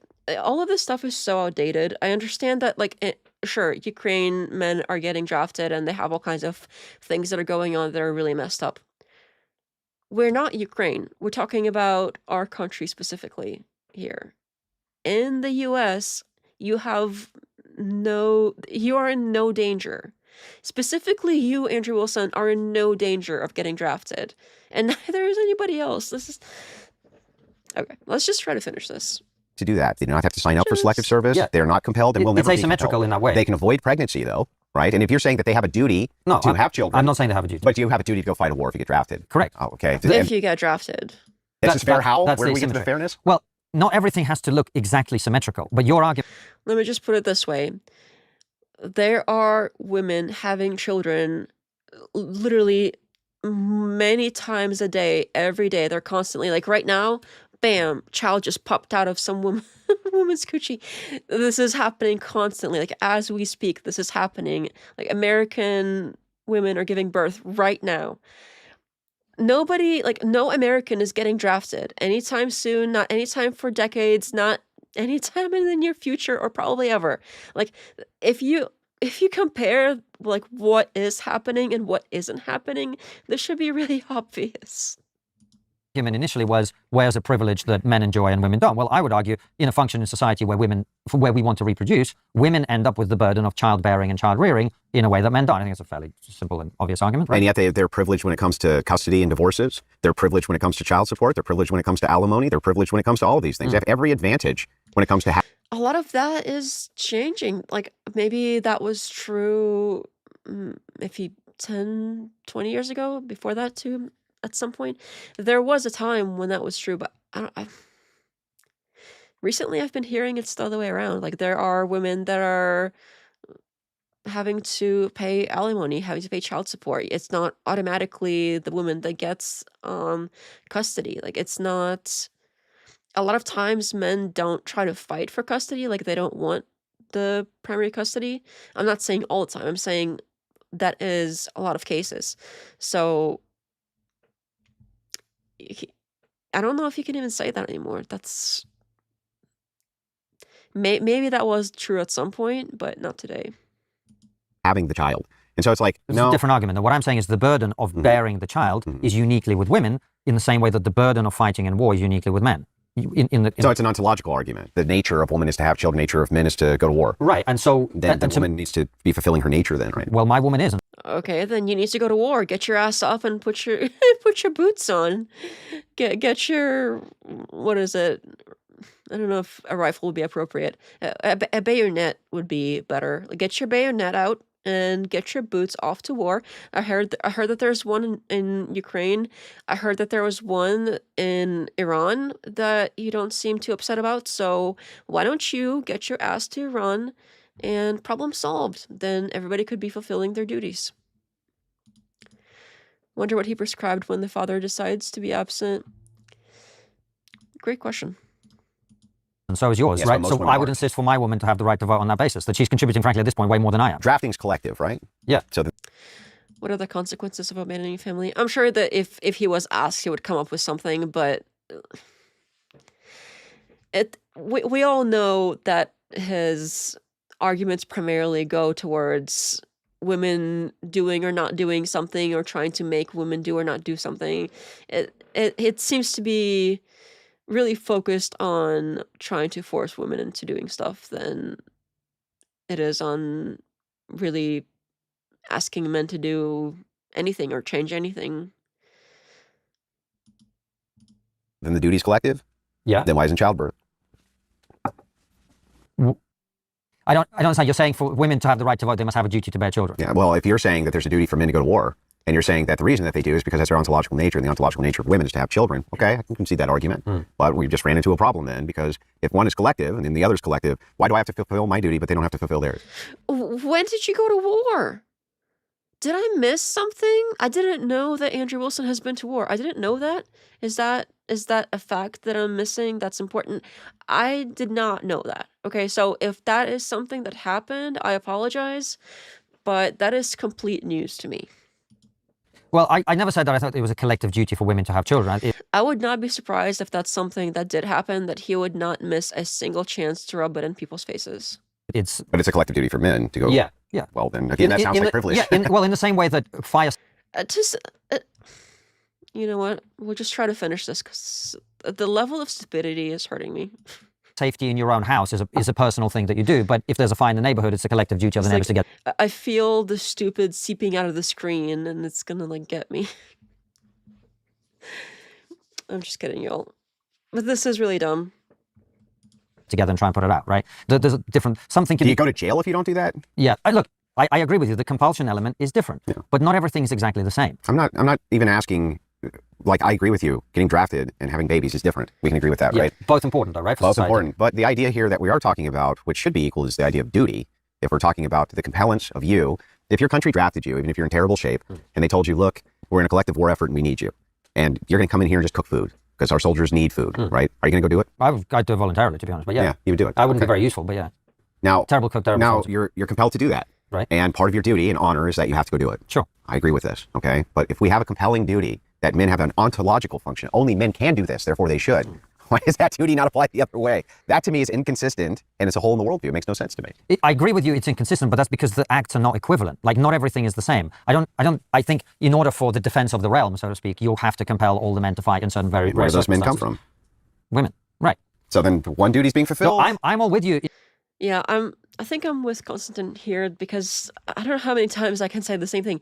These are not equivalent, and you can't, like, he's saying it better than I am. I'll just in terms of we need a high birth rate, I just don't think duty is the way to get there. Anyway, wait, couldn't you just? I'll just wrap up. Yeah, it's just couldn't you? When you say duty, can't you instill the ideas of duty and honor even absent legislation, through propaganda, things like that? Sure. Again, here we go with the propaganda thing. This is something he turns to quite often as well. And I've already brought this up earlier, but he's basically started out, well, at least the portion we saw today, he started out by saying how propaganda is this terrible thing, that the left is using this propaganda, and that's against the First Amendment, and how can we, like, oh, well, they can't be doing that because of propaganda, and that's so bad. But then he wants to do his own propaganda. So his is arbitrarily okay, but others isn't okay. Sure.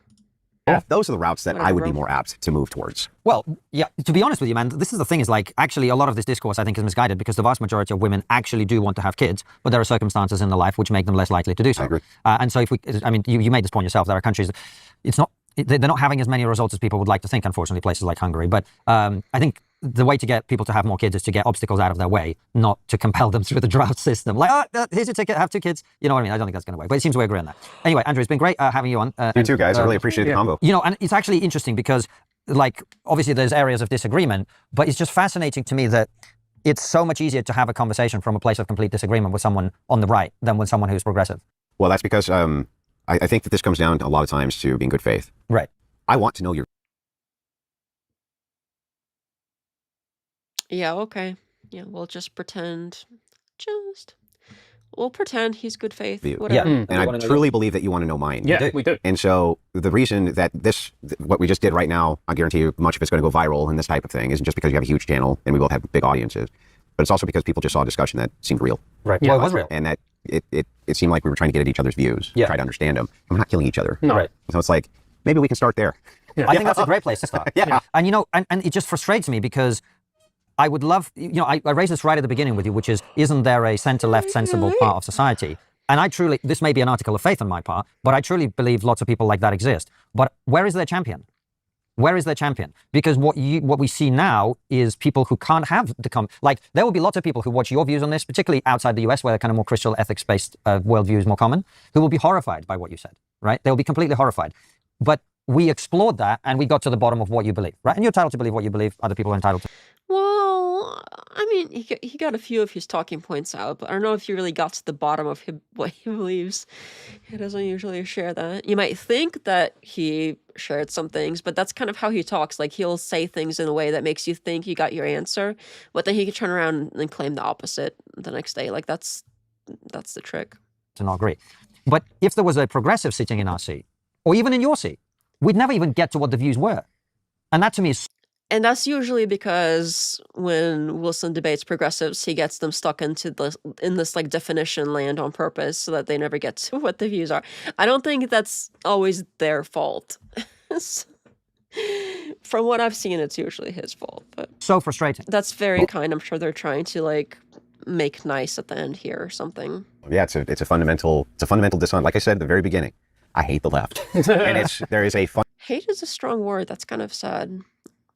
Fundamental. Oops. I sort of feel bad for him to have like so much hate in his heart. I don't know if that's like super Christian of him or whatever. No, I just realized that was still on the screen. Oops. Anyway. There is a fundamental dishonesty that comes with their anti-realism views on morality that makes me sick to my stomach. And the thing is, it's like, look, maybe I don't get everything I want. Maybe I get 30% or 20% of what I want. Maybe you get 80%, right? But at least we're getting to something. Yeah. So we're getting to something. We're addressing something. These people can't even address it. Well, because why? Well, because it's unprecedented, says Meth Jaw. Well, it's unprecedented. But everything's unprecedented, right? Destiny is Meth Jaw. They haven't mentioned Destiny in a while. I don't remember if we kept count. I know that I think that's probably 6, but maybe we missed some in between there. I sort of forgot about the counter. My bad. I don't know if anybody else remembers any other mentions between yesterday and this one just now. Is that 6? Okay. It's on purpose what he does to liberals. He doesn't want their worldviews on a level playing field. I could probably agree with that. Yeah, I think that is 6. I'm not sure if there was a reference earlier, but I wasn't paying attention to the count. These people live in ambiguity. And so that's why you can't ever get to anything.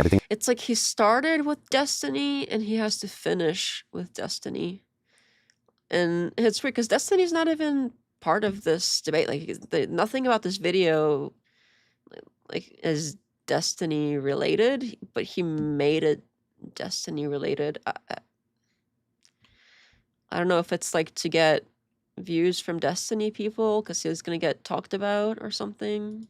Equivocations, ambiguity. They never want to pin down their actual positions. And then when you get to their actual positions, they know that they're untenable, so they just obfuscate away from them and they move on to other things. You can all disagree with everything I just said here, but you can't say that it's not reasoned out. Yeah. You can't say there's no logic to it. You can't say that I didn't really sit and have a good think before I came to these views. You can say that about progressives, though. Andrew, thank you for the discussion. What is the one thing we're not talking about as a society that we should be? We're not talking about the birth rate enough. That's the critical viewing component, which keeps I think we're talking about it quite a bit, but okay. All of humanity and society going. And if you look at projections for humanity in the next 200 years, it doesn't look good. And ultimately, as a Christian, first and foremost, I am the ultimate humanist. I want to see human beings and more of them all over this planet, having more babies and families and all that good, wonderful stuff. So I think that that's the thing we should focus on more than anything else. But not all over the world, right? It's specifically the Christian babies that look like him. I don't want to bring it back up. That was somewhere in the middle over here. We sort of harped on that enough already. All right. Well, that was fun and exciting. He always compares himself in Destiny to Batman and Joker. No way. Which one is Batman and which one is Joker? He needs him in a way. No bald babies allowed. I didn't hear any baldness mentioned in the video, but you got the bald check mark. All right. Well, thanks for hanging out. Thanks for keeping me company in the chat and everything. And it's been a good time. I'm gonna try to probably be heads down this weekend and get a bunch of research done, since I didn't get to that much. Since I get language today, words and language is not, for some reason, not my day. Because I didn't get to research much during the week because of work and all that, I'm probably going to spend most of the weekend doing that. But if something interesting and exciting happens that's react worthy, maybe we'll do another stream this weekend. But if there's nothing like too exciting or interesting, we'll probably do something early next week or something like that, so that I can get some research and editing and stuff done for the next video. I really want to finish that audio analysis thing that I've been working on for a while. So, yep. Andrea's Batman in this, which is why that's crazy. Okay, I mean, whatever he wants to tell himself, that's cool, I guess. Alrighty. Well, thank you, everybody, and thanks for the dono. I appreciate it. You have a good night. Bye-bye.